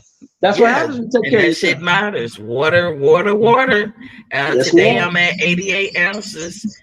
Look at Demetrius, how many ounces we got, Demetrius? I try for 100 ounces. I don't always meet that every day, but I definitely give a concerted effort every day. And I don't eat dairy for sure. No more dairy. I don't eat that at all. No sugar? No, I don't even use sugar as it is. There's sugar in everything anyway, so I don't even need sugar. And man-made sugar, that white granulated sugar, it don't like me. I learned a long time ago, it just don't like me. So I'm gonna have to say I don't like you. But I could buy sugar, like a 5-pound bag of sugar would last a year in my house. Wow. Or a tub of that country crock butter that can last a year in my house. I don't use those things, and I don't know why. It was never part of a diet that I wanted to do or anything. I just don't use it. I don't eat candy. I really don't eat cookies. If I had a favorite dessert, it would be like sweet potato pie or some kind of pastry. But I don't even buy that shit up in. Yeah. And I don't eat pork. We didn't grow up eating pork. I'm not Muslim. My mama just never allowed us to eat bacon and shit. It could have been an expensive thing, like it cost. Right. Well, us, shit, my grandma was born in 1916, so we ate every part of the pig. Oh damn! only to get grown and see my mama eating some chitlins and was like, what? Yeah. What? Yeah. You eat pork? And like, now girl, chicken it's is funny good. like that you would say that because now I only eat pork once a year. Do you? New Year's Day. I don't eat pork chops, none of that shit. But you know, when I do New eat Year's it, Day. I do have migraines. You said New Year's Day. You know what I Nortia eat? said vegan for 21 years. It matters. It most It certainly matters. Oh can. yeah, it matters. It You know do, what? man. And you know what I eat on New Year's Day? Yeah, the rest, the black eyed peas and the other Yeah, stuff, the right? greens, and you already know what else. I ain't You gonna know, got to say it. I never even did that. I never even did that. I pray to God. That's my thing. Every time I get a birthday, that's the first thing I do and the last thing I do that day. Thank you for letting me Just see thank another God. year. I thank you. I thank you for the good and the bad. This is my Mhm. prayer every year. I thank you for the lessons and this, that, and the other. And I Yes, say it ma'am. again at night before I go to bed. And I do ask God for favor and I ask God to bless everybody. And that's my basic prayer. New Year's Eve, I say the same thing. My prayer for New Year's is always for the world in which we live in. That's it. Yes, And ma'am. those are my traditions or whatever. They might be corny, but I No, mean, those are no, my. no. That's traditions that we all have. So let me ask you this, Miss T. What did you Mhm. think about that fight Saturday night? Give me your honest opinion. Oh yeah, well we talked about it yesterday with Coach D. I thought that Caleb Plant was winning because it wasn't about who hit harder. He hit most often. He hit frequently. Canelo was frustrated, I believe. He couldn't figure out. I'm not saying he had power because Canelo was definitely still trying to storm in. But you know, I saw a little James Toney, little Floyd Mayweather, a little whatever, all it rolled up in the and little Andre Ward, all rolled up in one and Plant. And I believe he could have made it to the 12th round. Do I think he would have won? No. I knew he was never gonna win, no matter how good he did. But he comported himself well. It's when he stopped moving. And I think BFTV and them said it best.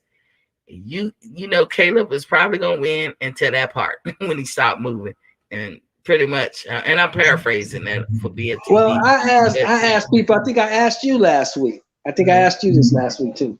I asked people before the fight. Do you believe that Caleb Plant can win a 12-round decision in Las Vegas against Canelo Alvarez?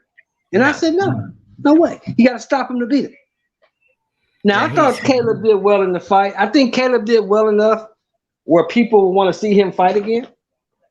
So he can still have some good, lucrative opportunities at 168. But I had called this fight and I had said that it was going to end anywhere between 9 and 11 because I'm just looking at it from a pure boxing angle, pure boxing perspective, right? Right. Caleb Plant's had 21 fights against basically, to be honest, 21 nobodies. And he only knocked out 12 of them. So I didn't think he had the power to keep that guy off him for 12 rounds. He's not a knockout artist, though. He's not. And when you're talking about Canelo, that's what you need. Yes.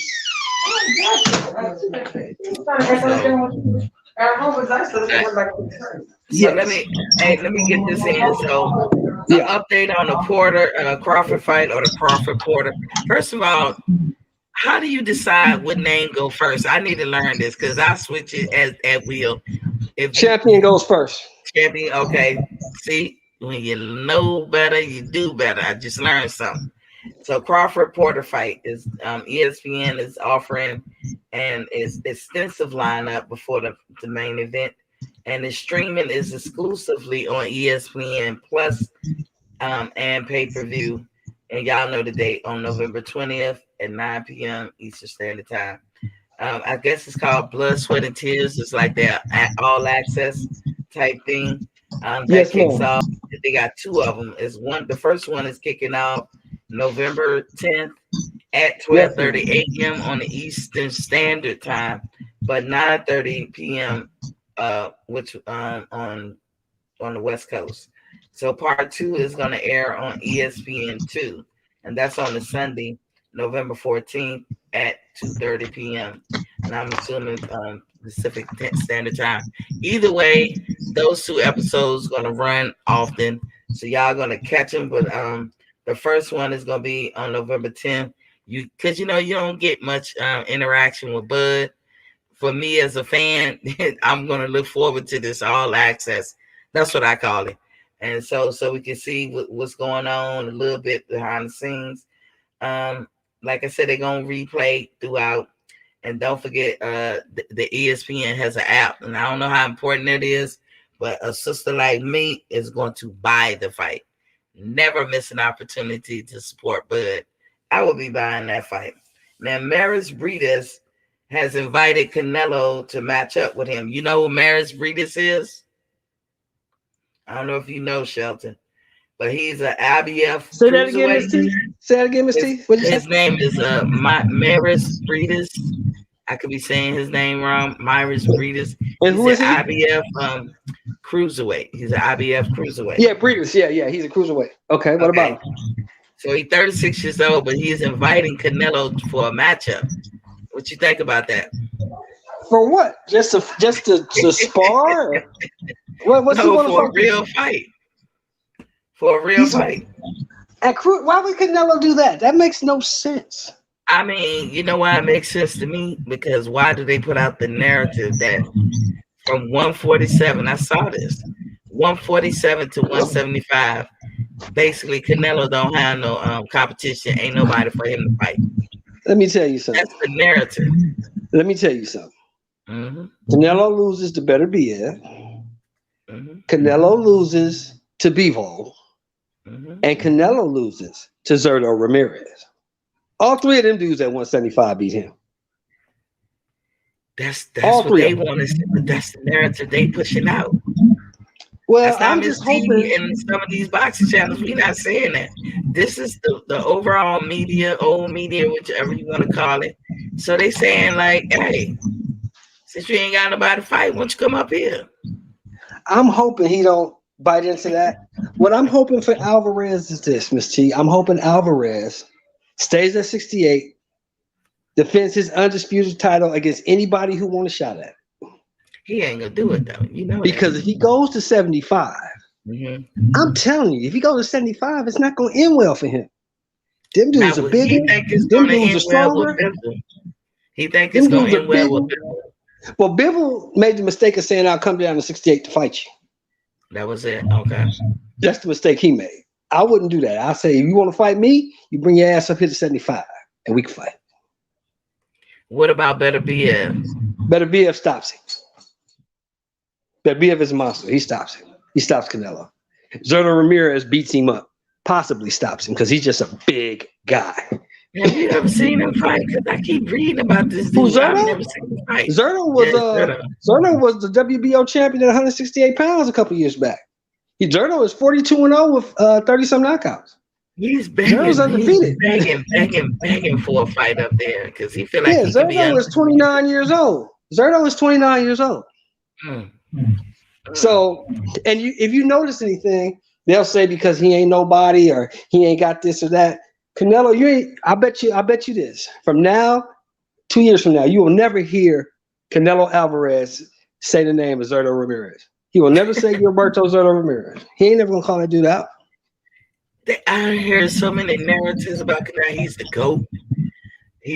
I'm like, come on now. No. I mean, he's done some great things. Don't get me wrong. Alvarez has done some great things. But the GOAT? No, he ain't. I think the greatest Mexican fighter of all time was Ruben Olivares. You can Google that name. I'm gonna share this screen. Hold on. I'm gonna share this screen because I saw this. Hold on. Let me see.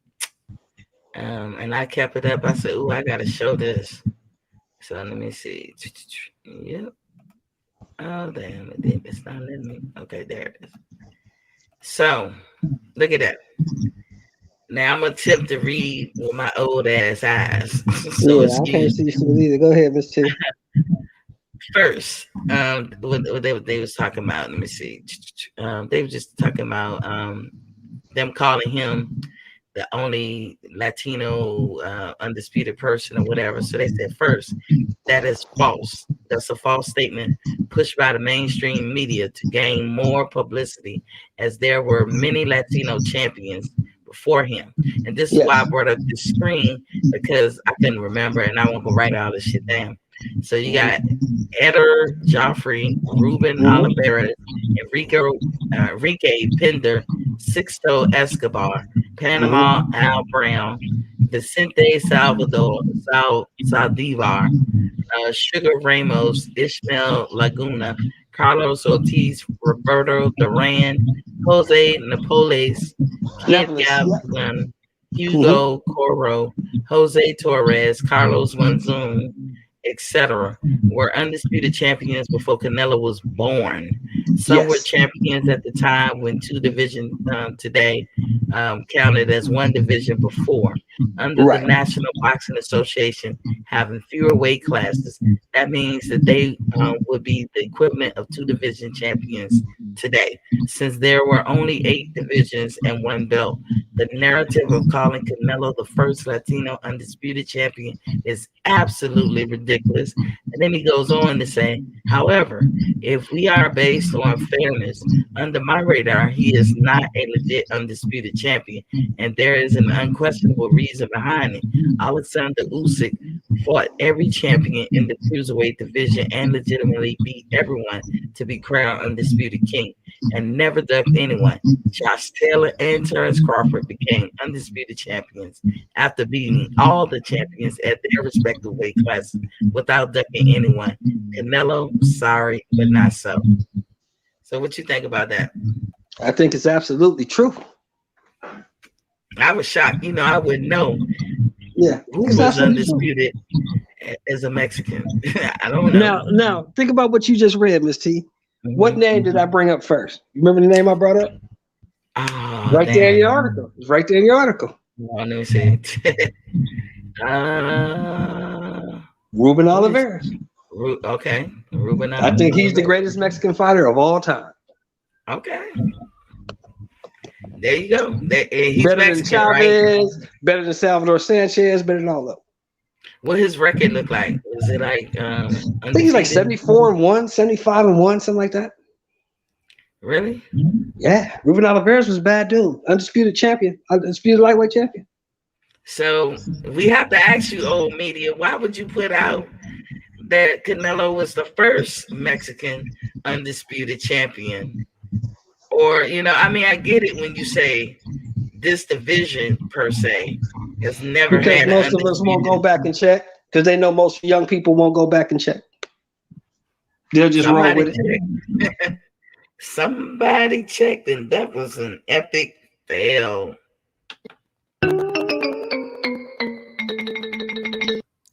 I like my little buttons. That was an epic fail. You know what I'm saying? So I was like, really? As I read it, I saw fit getting my Pink Panther on. I was up in here like,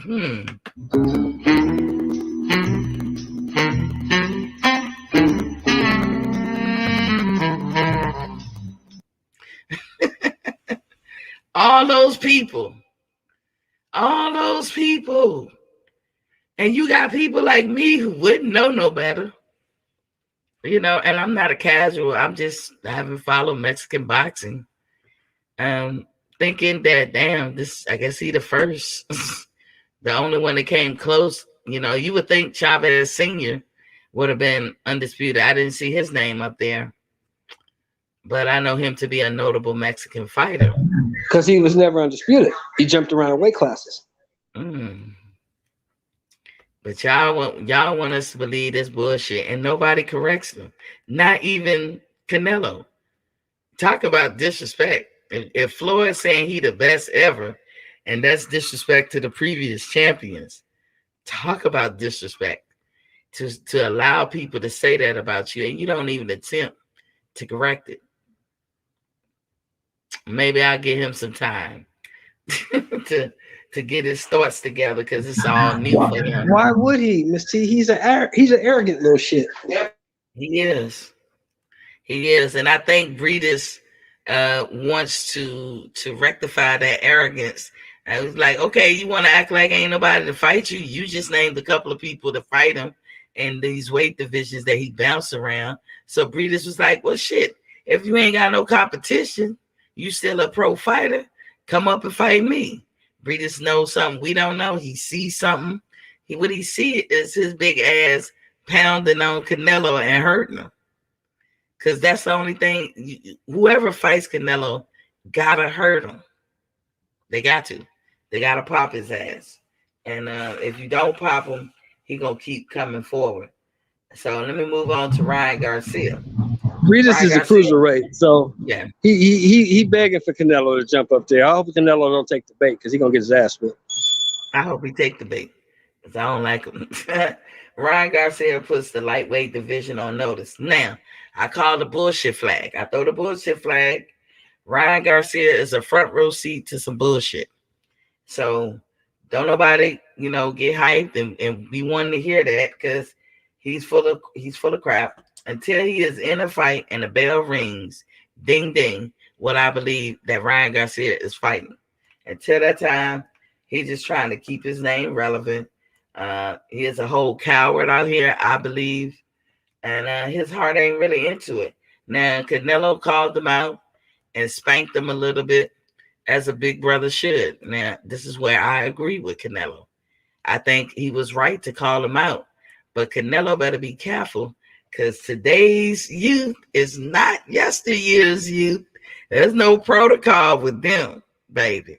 Shit, Ryan Garcia get mad enough. He be like, oh, we want to do that? You want to be spanking my dick in the mud? Okay, let me just say this.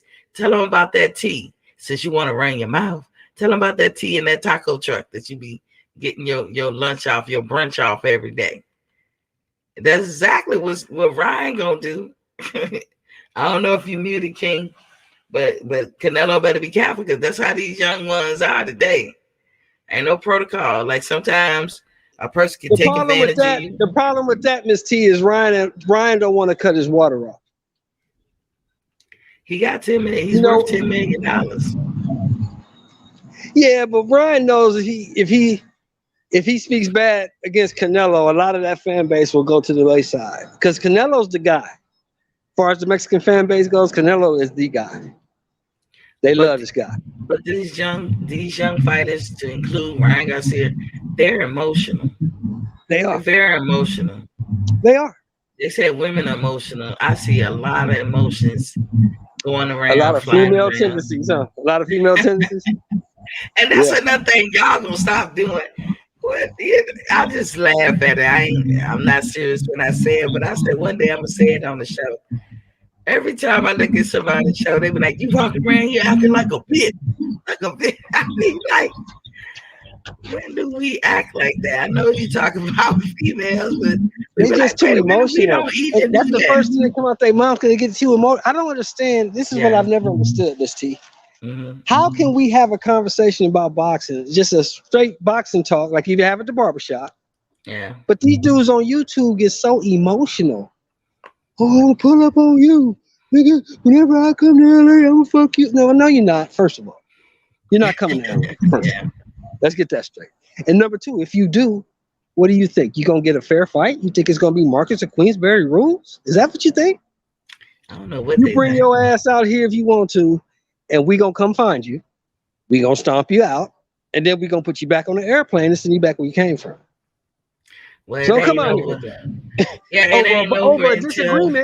over a disagreement over a boxer, a dude who doesn't know you. Yeah. Terrence Crawford is my favorite fighter, and I'm pretty sure I'm correct when I say this. Terrence Crawford doesn't know me and probably wouldn't piss on me if I was on fire. Probably. So. Why would I get emotionally invested in any guy who's a millionaire who don't even know me? I'm not going to argue with you over this dude. It's fun until it seems, for me, I'm going to speak just for me. It's fun until it seems like it's getting out of control. Like, even if I'm feeling like I feel like I got to fight this, I don't want to argue or debate like that. That's just me. Because what I can't do is look back on the moment and reflect and be like, I just fought over talking about boxing. Like basically what you're saying, and I'll be disgusted with myself. Like you actually fought somebody and either got your ass whooped or whipped somebody's ass over boxing. Over nothing. Over something that really don't have shit to do with you. It's just your opinion. It's just your opinion. That's all it is. It's just an opinion. It's just an opinion. So like with Ryan, he's more emotional. And so that's why I say, you know, I'm just speculating. You know, speculating is one of the first and oldest jobs in America. Yes, ma'am. Yes, ma'am. And so I'm just speculating when I say the young kids today are more emotional.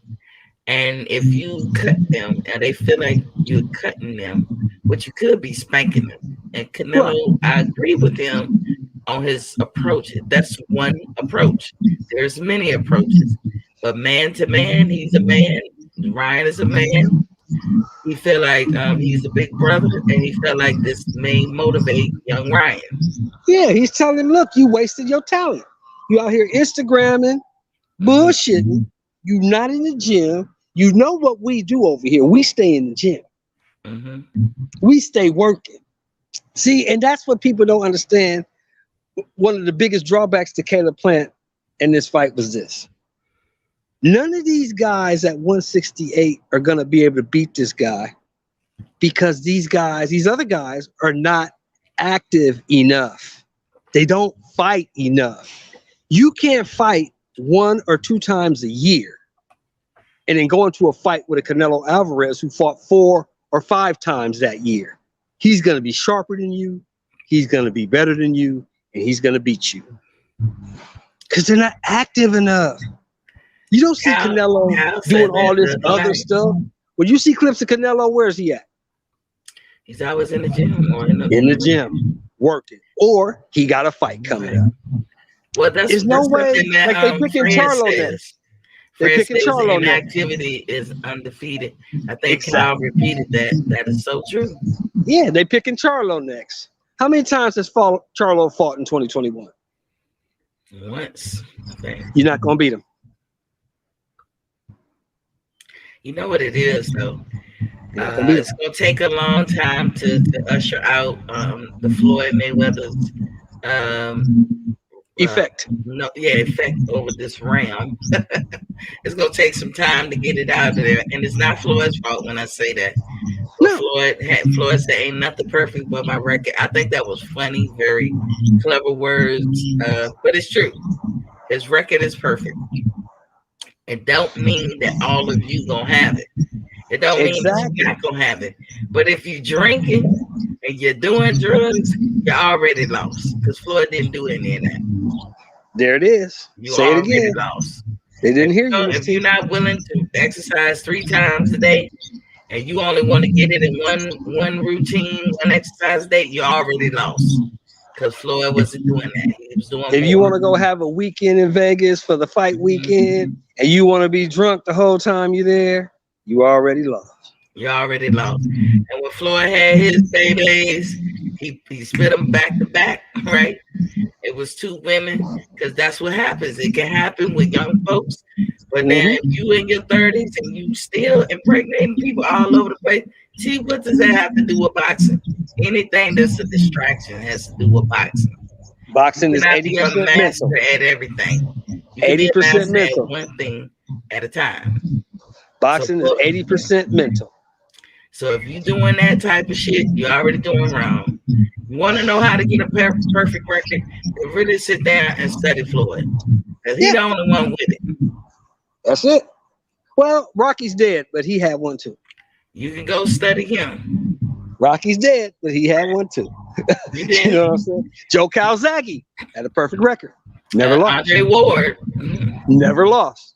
Go study what they did. You know never lost.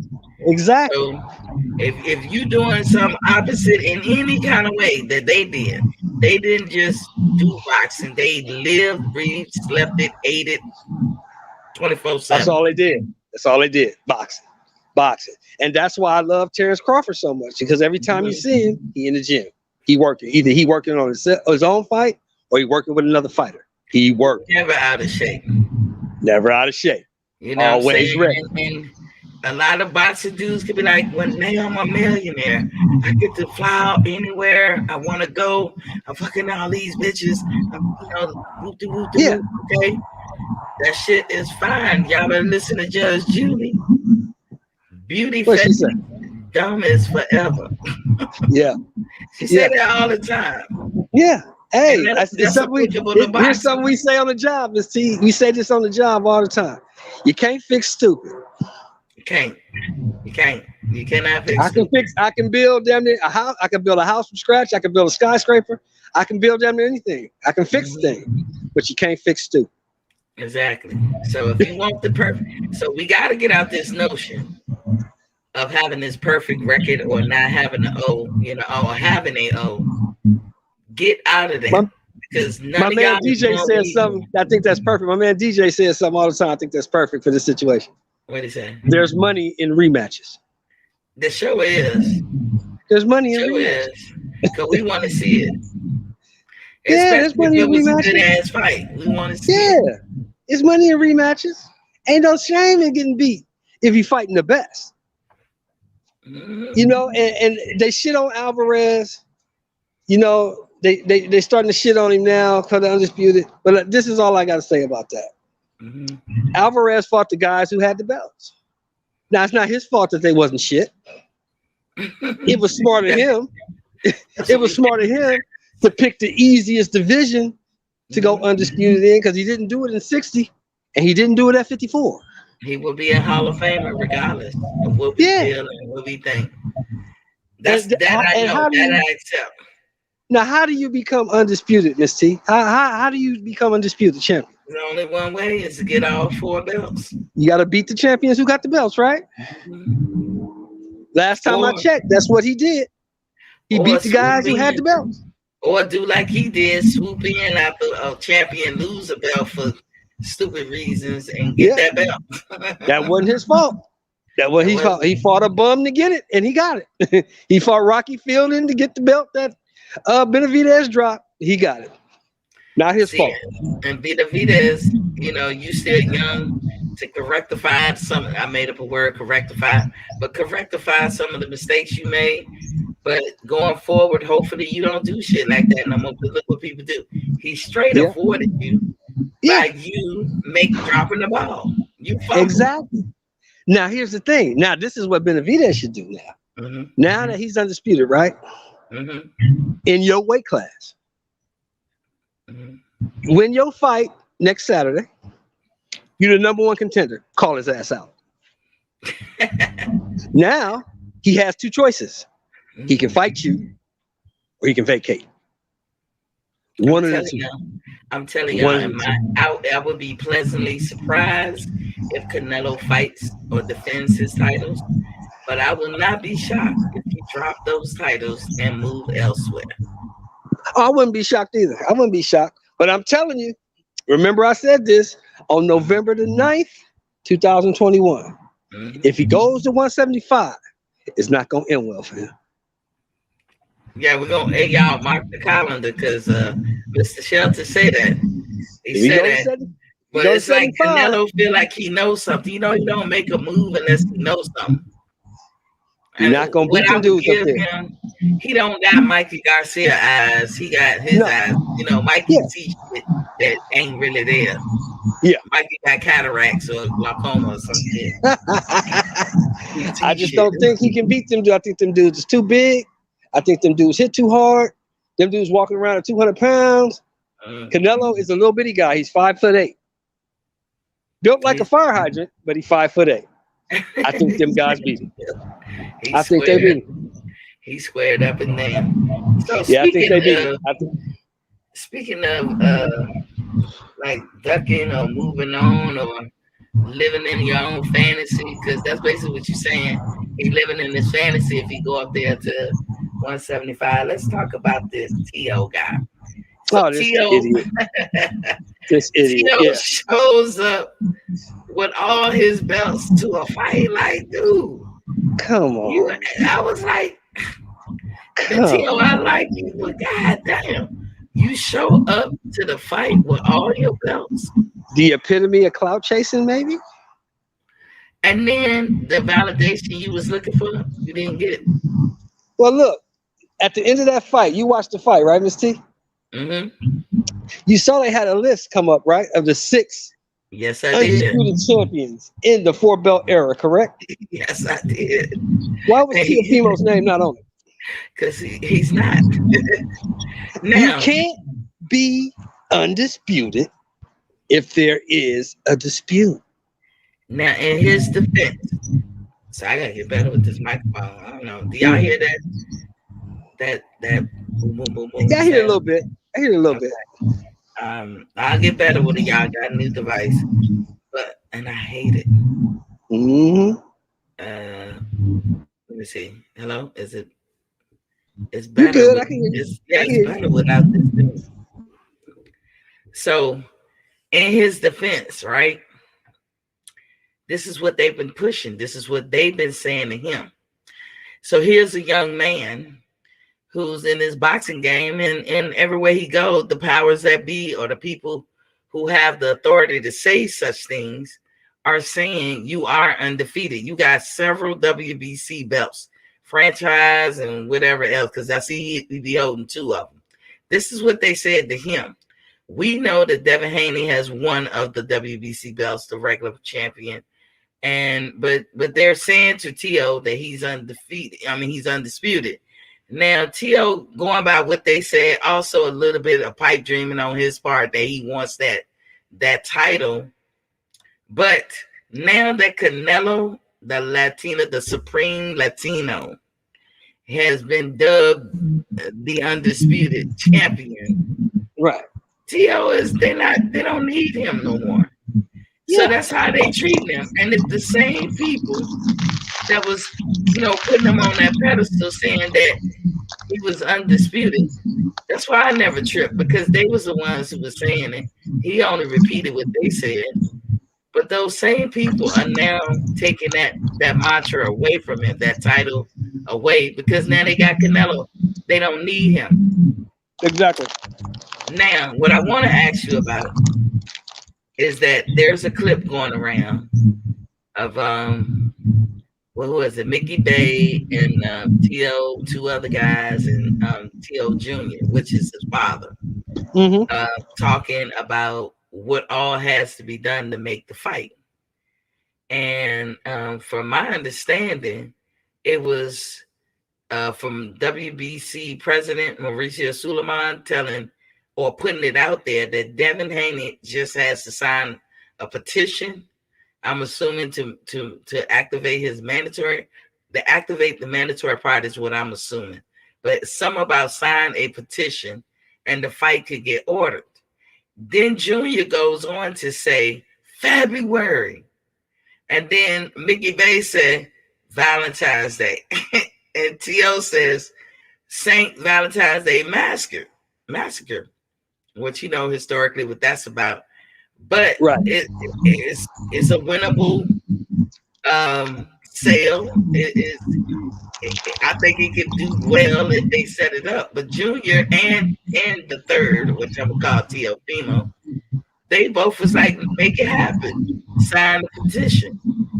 So at this point, because they said that, because we know everybody been ducking Devin. Right. So have they now effectively put the duck in Devin's hands?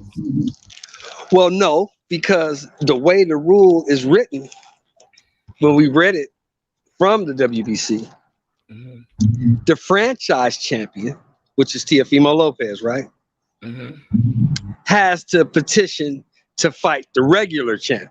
He has to tell the regular champion, I want to challenge you for this belt. That's the whole thing about the franchise belt. The franchise belt gives you the ability to move through the weight classes and challenge the champions.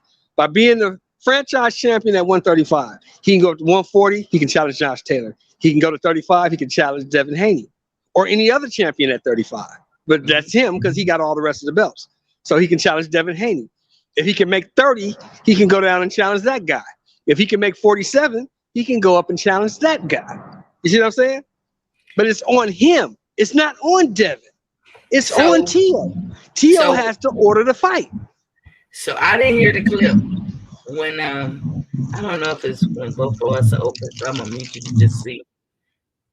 Okay, it must be my mic when it's real highly sensitive. And I'm gonna take you off mute after I say this, but so what I'm asking though is, and I get that rule, but what I'm asking is, if we are to believe that Mauricio Suleiman put out that Devin needs to sign a petition to get this fight started or being negotiated or made, is the weight of everything now laid back in Devin's lap? Because we know about that rule. I'm going by what Teofimo Jr. said, that Mauricio Suleiman, the president of WBC, is saying. And he's not saying Tio got to sign something. He said Devin has to sign something, if we are to believe what Tio Jr. said. Well, if I'm Devin, if Mauricio said that, and if I'm Devin and I really want to fight after I beat JoJo, I'm signing the petition. Whatever you need me to sign, I'm gonna sign it. I want that fight. So did Tio effectively put the duck in Devin's lap? No, because we all know Devin wants to fight. And like I said earlier, it's always been on Tio. Tio could have made that fight anytime he wanted to. Tio is still trying to live off that Lomachenko win. That shit was 13 months ago. What have you done for us lately? Nothing. Go ahead and fight this guy Kambosos. Get that shit out the way. Mm-hmm. And then you, by being a franchise champion, can challenge the world champion for his belt. The franchise champion is not a championship. It's a designation. So if you want to be the world champion at 135, the WBC world champion, because you are the IBF, the WBO, and the WBA champion, and you are the Ring Magazine champion, but you are not the WBC champion because you didn't fight for that belt, because when you fought Lomachenko had already dropped that belt. He wasn't the WBC champion when you guys fought. You can look it up. The WBC was not on the line. So this is what I'm saying. Being fair. Just being fair, if it comes down to what Mauricio Suleiman, because we know he run this shit, if he's saying, I'm waiting on Devin to sign this petition and it's on and popping. So come the beginning of December, the fight is over, because, you know, both of them are fighting a week apart. T.O. is fighting on November 27th, and then Devin is going to fight on the 4th, I believe, or that weekend. So after that fight, Devin should be, because we know he's gonna go through JoJo. I believe he will, but Devin should be signing that petition. If that's what you got to do to get the fight, have they effectively put the duck in their hands? Because if weeks go by and the petition won't sign. If Devin and them sign a petition and then, they still ain't making the fight. If Devin signed the petition, the fight don't happen, then the duck goes right back in T.O.'s lap. But if Devin signed that petition and they get the fight popping, then Devin answered and he was never the duck. But that's what I'm saying. It seemed like the Lopez has effectively put that shift back on Devin Haney and them. You're on mute, by the way, I think. I don't see it that way.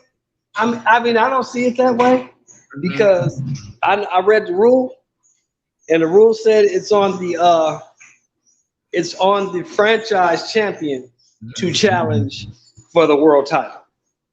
So it's always been on Tio. Tio could challenge Devin. Now Devin, Mauricio has always said that Devin can sign a petition and want to challenge Tio. He's always said that. Well, why Devin don't do it? Because personally, you want me to be honest? Yeah. I think Devin, Bill, Tio, and Junior are all in on it. I think they're trying to build this fight up. That's what I think. That's possible. I think they all in on it. They love us talking about it. Fans get caught up in this soap opera. Exactly. Make the fight bigger. Now, this is what I didn't understand. Now, I'm being a little hard on Devin. Please believe me, I'm a Devin Haney fan, and I Right. vote for him to win every time. But I'm Right. being giving constructive criticism now because I'm going to be fair. Right. But I never understood, and I know everybody was laughing because y'all know if you looked at Fred's show, I've been talking about Isaac Cruz for a minute. And Right. y'all was like, who the fuck is Isaac Cruz? And see, I was Right. bringing this dude up or whatever. Y'all about to know who he is soon. So you in the 135 division and you keep talking about how people is not fighting you. Right. Keep talking about that. Right. You got other fighters who will fight at the bits to fucking fight you. Them fighters who need an opportunity, a chance, whether they good or not. Because guess what? Everybody you fighting, you blowing through anyway. So if the top dudes are not fighting you, it's hard to tell me or sell me on the fact that you're not getting no fights. And it's hard for me to believe that nobody was checking out Isaac Cruz. If I saw him, you know what I'm saying? And I'm sometimes the last to know. So, but he can get the fight. He wants certain people. He wants certain people to fight, and he wants a certain amount of money to fight. That's why I say they in on it. Because he can fight a whole bunch of guys. You can fight the Maxi guy. You can fight the Cambosas. You can fight any of those guys if you really wanted to fight them. There's a lot of lightweights in England you could have fought. You can fight a whole lot of people. Here's the funny part. If Camboza would have said, fuck this shit, I'm tired of y'all, I'm out. Yeah. Find me another fighter. You know who would become TO's mandatory? Isaac Cruz. Isaac Cruz. Oh, that's true, huh? Yes. Isaac Cruz is number 2. Yes, right. He would. He would have become the mandatory. That fight was going down regardless. So you see this dude making waves in your division. Nobody wants to rise up and fight him. Tank would be the first. And I don't think he was his first choice. Or maybe he was, according to Rolly. Like he was the first choice, and then they went with Rolly, and then they back to him anyway. That's what they claim. Nah. Well, him and Rolly are basically the same guy. 2 flat-footed guys that come forward. So that's the type of guys Tank been fighting anyway. Oh, you said Tank and Rolly are flat-footed? No, Tank and Isaac. They both flat-footed. Flat-footed come forward guys. You seen Isaac fight before, right? Yeah, I see him fight. He's a volume puncher. Throws a lot of punches. Swarms you like a Sean Porter, like a mini Sean Porter. I seen him fight. When he impressed me is when he fought Magdaleno. Yeah. He never even gave that dude a chance to get in the fight. Never. Yeah. He's a good young fighter. I mean, I think Tank's gonna knock him out inside of 5 rounds, but he's a good young fighter. Now that's the question. See, he come forward. I ain't gonna say his defense is all that great. If Tank connects, my question is, can he take a punch? I've seen people punch him though, and punch him hard because he's punching them hard. Instead, he walks through it. But those people who, I didn't really know much about them anyway. If Tank hit him and we still like whatever, well, that answer will be found out really quick. But can Tank take his punches? That's the thing. Because Tank ain't never really been tested, so we got to see. Because Leo didn't really hit him too hard, and Mario Barrios, I don't know what happened with him. He hit him. He caught Tank with one good shot in the 9th round, and Tank walked through that shit and kept coming. So that kind of impressed me about Tank. Whatever they was throwing, they could have been good shots on other opponents. Like Mario shots could be good on other opponents. Wasn't good Leo that night. shots, can be good on other opponents, but it wasn't good shit to Tank. Yeah. So we will see. We definitely gonna see about this Cruz guy. I gotta go in the house, Miss T. But it's always good to chop it up with you, Queen. I appreciate it. Thank you for coming. And I will see you soon. Most definitely. All right, man. Talk to you later. All right. Thank you for joining me, Mr. Shelton. Thank you for the chat, for listening. Like I said, I had to be honest. Have they all been ducking Isaac Cruz? Now, I know people gonna say, Miss T, get off that dude. He ain't all that. I'm not saying he is. I'm saying he a force to be reckoned with. He has always, to me, been a force to be reckoned with. And I just found it very odd that if I could notice him, and I don't know all the fighters, but I was noticing that he was in that division, and I didn't hear anyone, not Ryan, not Fortuna, not JoJo, not Tank, not who else? Devin. And I would always say, hey, that would be a good fight. Because I was getting heated that nobody was fighting Devin. And Devin is like, I don't care, line him up. I got him. I got you, boo-boo. I'm knocking everybody down. That's how I was looking at Devin. I was like, well, here's a good fight. Here's a pure boxer against what you would call a puncher or a slugger. Let's see who wins. Is it boxing, the sweet science, or the puncher or the slugger? Would have been perfect. I think it would have been an excellent fight. But it's almost like all my cries was falling on deaf ears. I've even did a video that said I will pay $100 to see this dude fight in a pay-per-view. I would.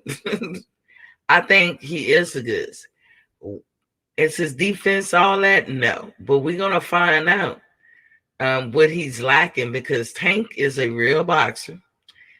Tank, if he's not boxing you, he's choosing not to box you. If he's being strategic, he's at this level now where he's strategic. And when he wants to throw his punch, kind of like what Canelo's doing. And by the way, when he made that comparison to Canelo, I saw it. I think Tank is better, though. I think you're better, Tank, because I think you move your feet better. I think you can place yourself better, like with your legs. Unlike Canelo, he doesn't have the greatest of legs. So he don't have the greatest of feet placement and stuff like that. But from the waist up, Canelo is that dude. He is that dude. So I take nothing from him. But I thought that was an interesting comparison that Tank made. And I think Canelo, don't quote me, but I think Canelo did not agree. And that's the nicest way I could say it. It was said in articles a little harshly, but I think they didn't quite agree. But I see Tank's point.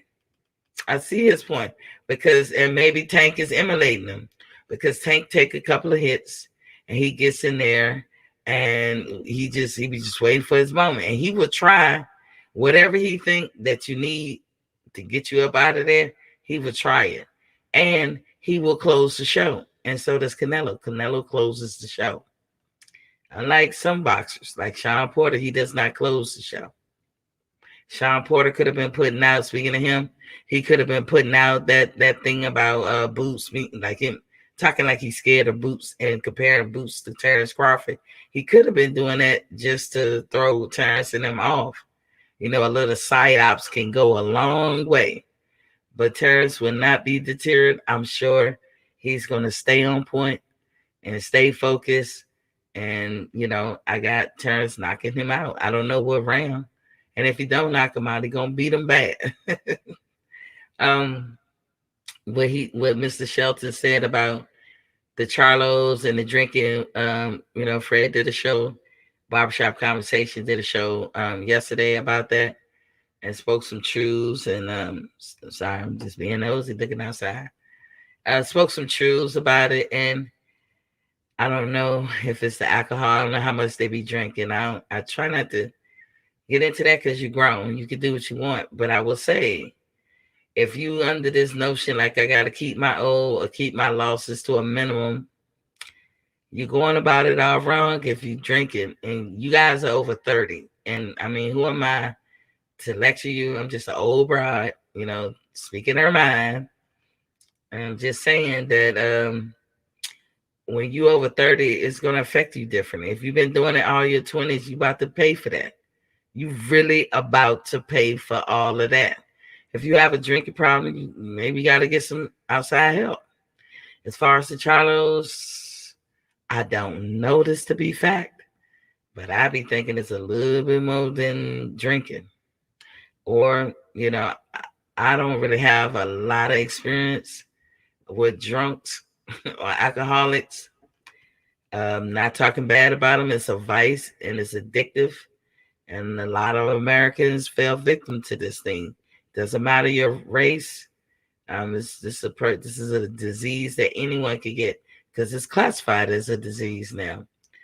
If you are mean drunk and you know if you are or not, then you should stop it. It's not easily said and done.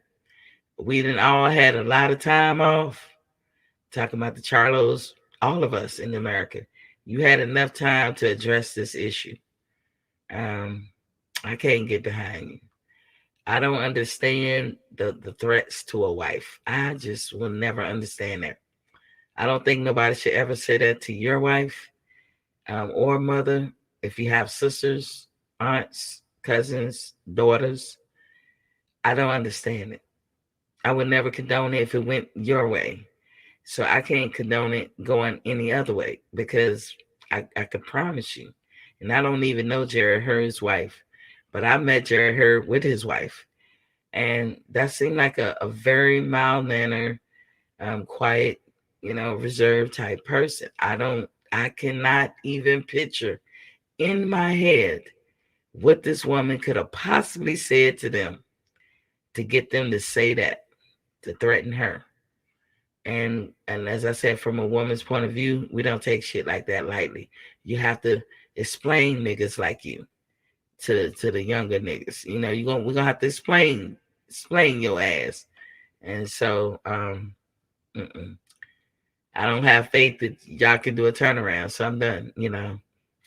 As far as Canelo being the GOAT, Canelo did a good job. Canelo fought. And it's hard for me to even say he earned it. He fought. He fought the fights he needed to fight to get the things that he wanted. And I don't knock him for that. I said before the fight he was a cheater. I'm going to say during the fight he's a cheater. And I'm going to say after the fight he's a cheater. And just think about it. In this very country that we live in and love, if you're a judge and you get caught cheating at any point in your career, do you know what they do to them? They recall everything they were a judge on. So if you apply that to boxing, if a person get caught cheating, then you have to look at every fight that they have had. But since boxing is not in the business of reversing decisions, I understand because of what that would mean worldwide. I mean, once a sporting event happens, it happened. There's been gambling going on. There's been a lot of stuff. It's just one of the things you don't want to get in the habit of doing. I get it. But if he goes to the Hall of Fame, he has to go with an asterisk. Because even though technically they won't recall all his fights and investigate them, because you ain't gonna find out anyway, we as a fan can sit there and do our own investigations for ourselves. For me, I think about every fight that he was in.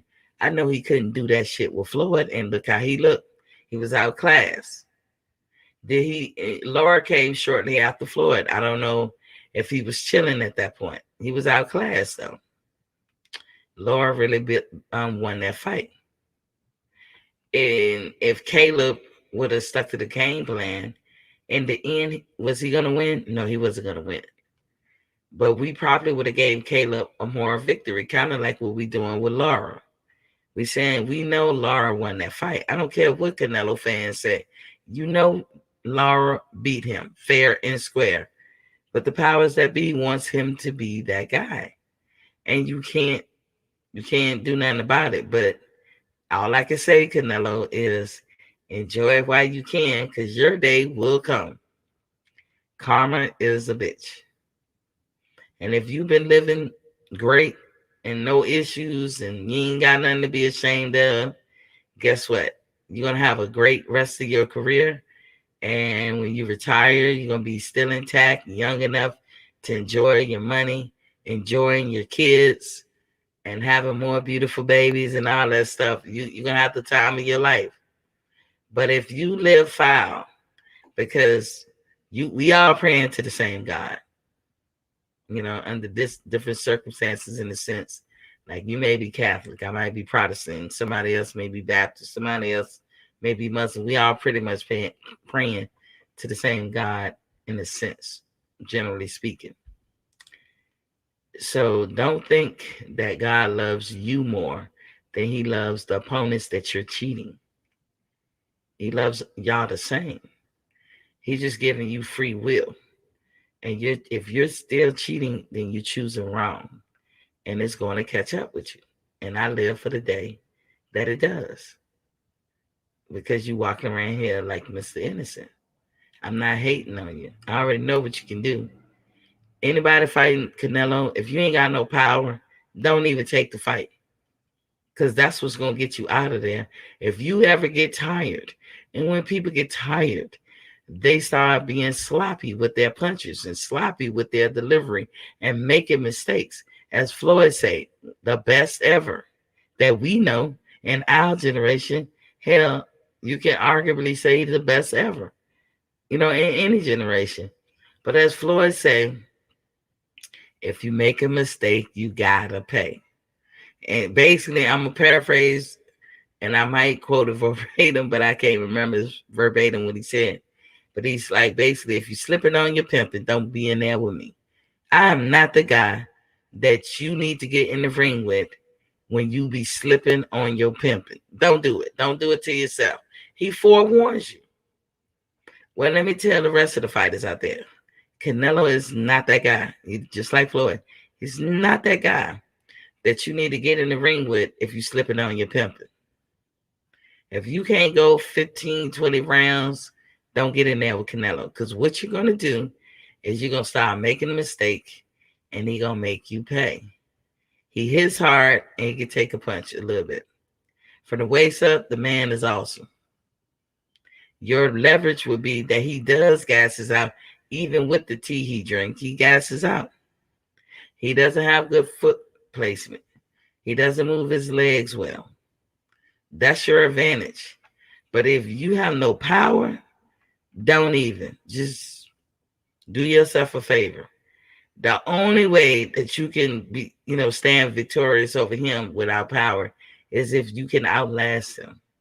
And even then, we know that you're not just fighting him. You fighting the refs and you fighting the judges. We already know. So that was my whole take on this weekend fight. I'm not terribly hurt as much as I was like Deontay Wilder fight. I actually cried. If Terrence Crawford don't pull it out, I might shed a tear on that one. But I would take I would take the rubbing in like a champ. I would be back here that Monday. We would talk about it, and you guys could say, nah, and I'll be cool with it. I got to take it. I'll face you guys and be like, but I ultimately will believe that then if Porter was to beat Crawford, then he was just a better man that night. That don't mean he's good every night. But Crawford, please do whatever you can to be the best man that night. Don't make us gravel. Because, I got Bud winning hands down. Hands down. David Benavidez is fighting this coming Saturday. I don't know the guy that he's fighting. It's on Showtime. It's not pay-per-view. So if you have Showtime, it's going to be free for you. I got David winning, even though I don't even know Kyron Davis. I got David Benavidez just on sheer. I know how he fight, and I know how relentless he is. He not worried. Why should I be worried? The very next week is the Crawford Porter fight, and after that, the last week, rounding up, I think that'll be after. I don't know what day Thanksgiving start. I think it's on a Sunday. Is it this Sunday or it's a Thursday, right? What am I thinking? I'm thinking Christmas and New Year's. It's a Thursday, and so I don't know what date that is, but the 27th, you got Cool Boy Steph against Figueroa, which was moved or pushed back because somebody had COVID or whatever. So now we're going to have it on November 27th. That is also, I believe, an ESPN fight. But it's not pay-per-view, though. That's going to be an excellent card. You got Gary Antonio Russell on that card. You got Ra'is Aleem on that card. What a beautiful thing to watch. Ra'is Aleem. I love watching this man fight. I don't see nobody his size. I don't even know his size. I be just so caught up in what he do in that ring. That is a fight to watch for all y'all casuals. That is the ticket to watch. And if that's your introduction to boxing, hey, be sure to catch that. And so November is a hot month.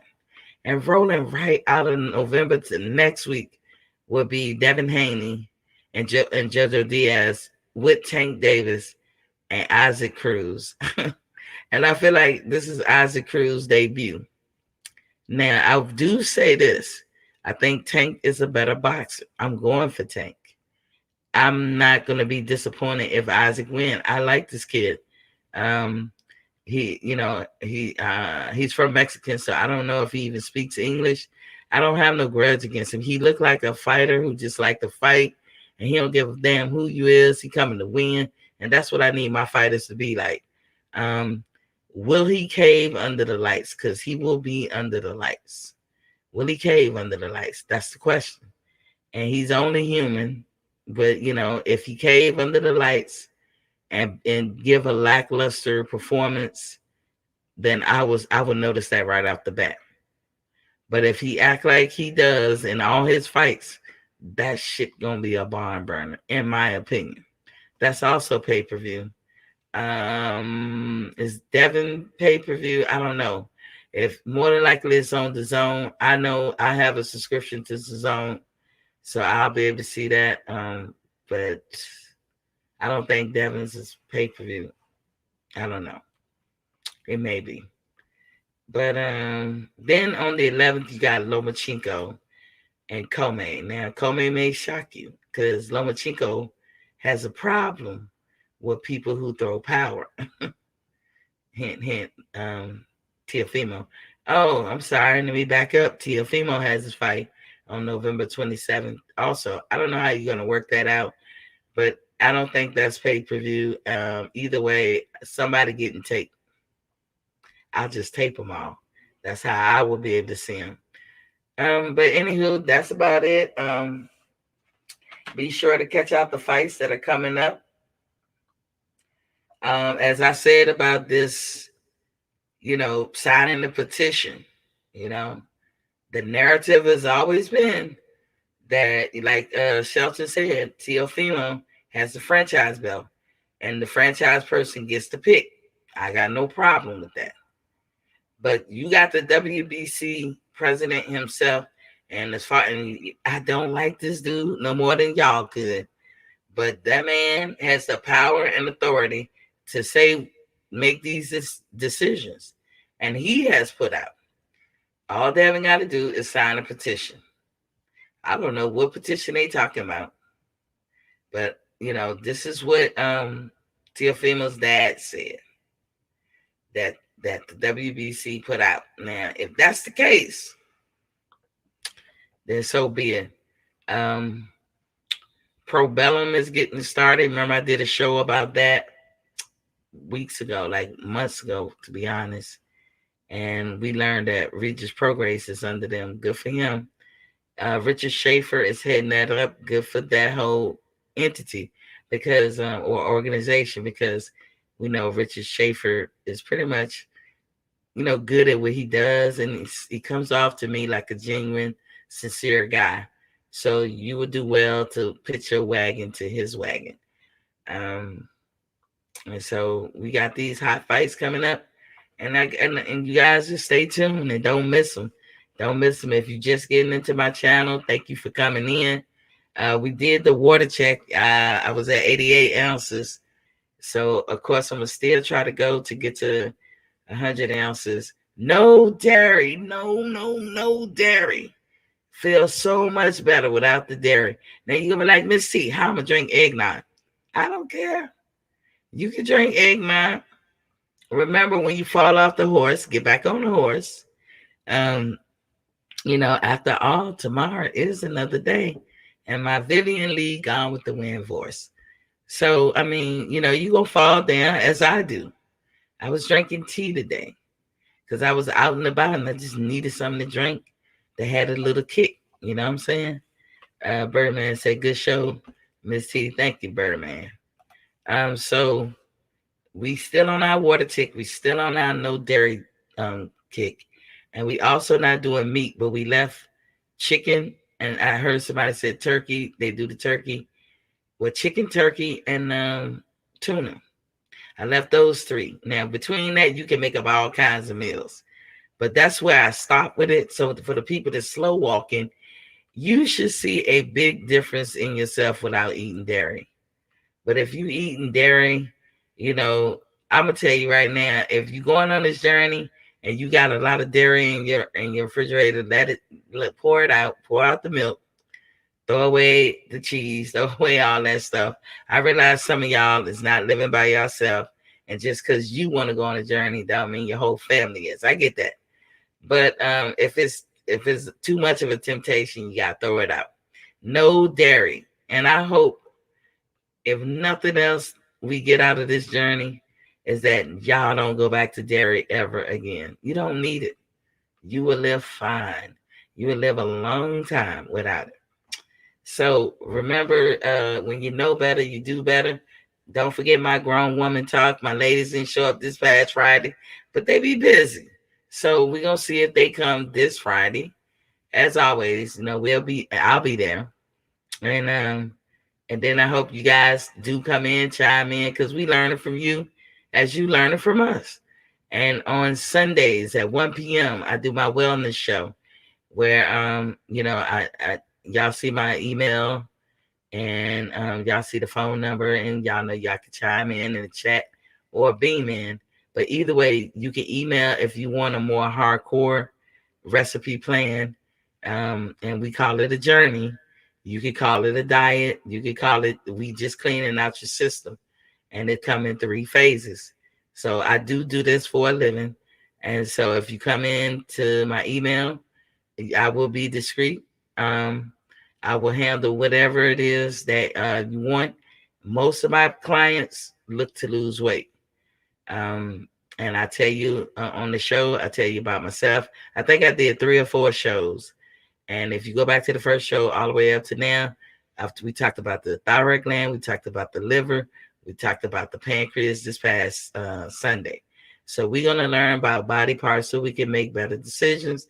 But if you want to go hardcore and get your results really fast, then you have to, you know, answer a few questions for me in private. You'll email me and then answer a few questions. And then I strategically put a recipe together for you for 1 month.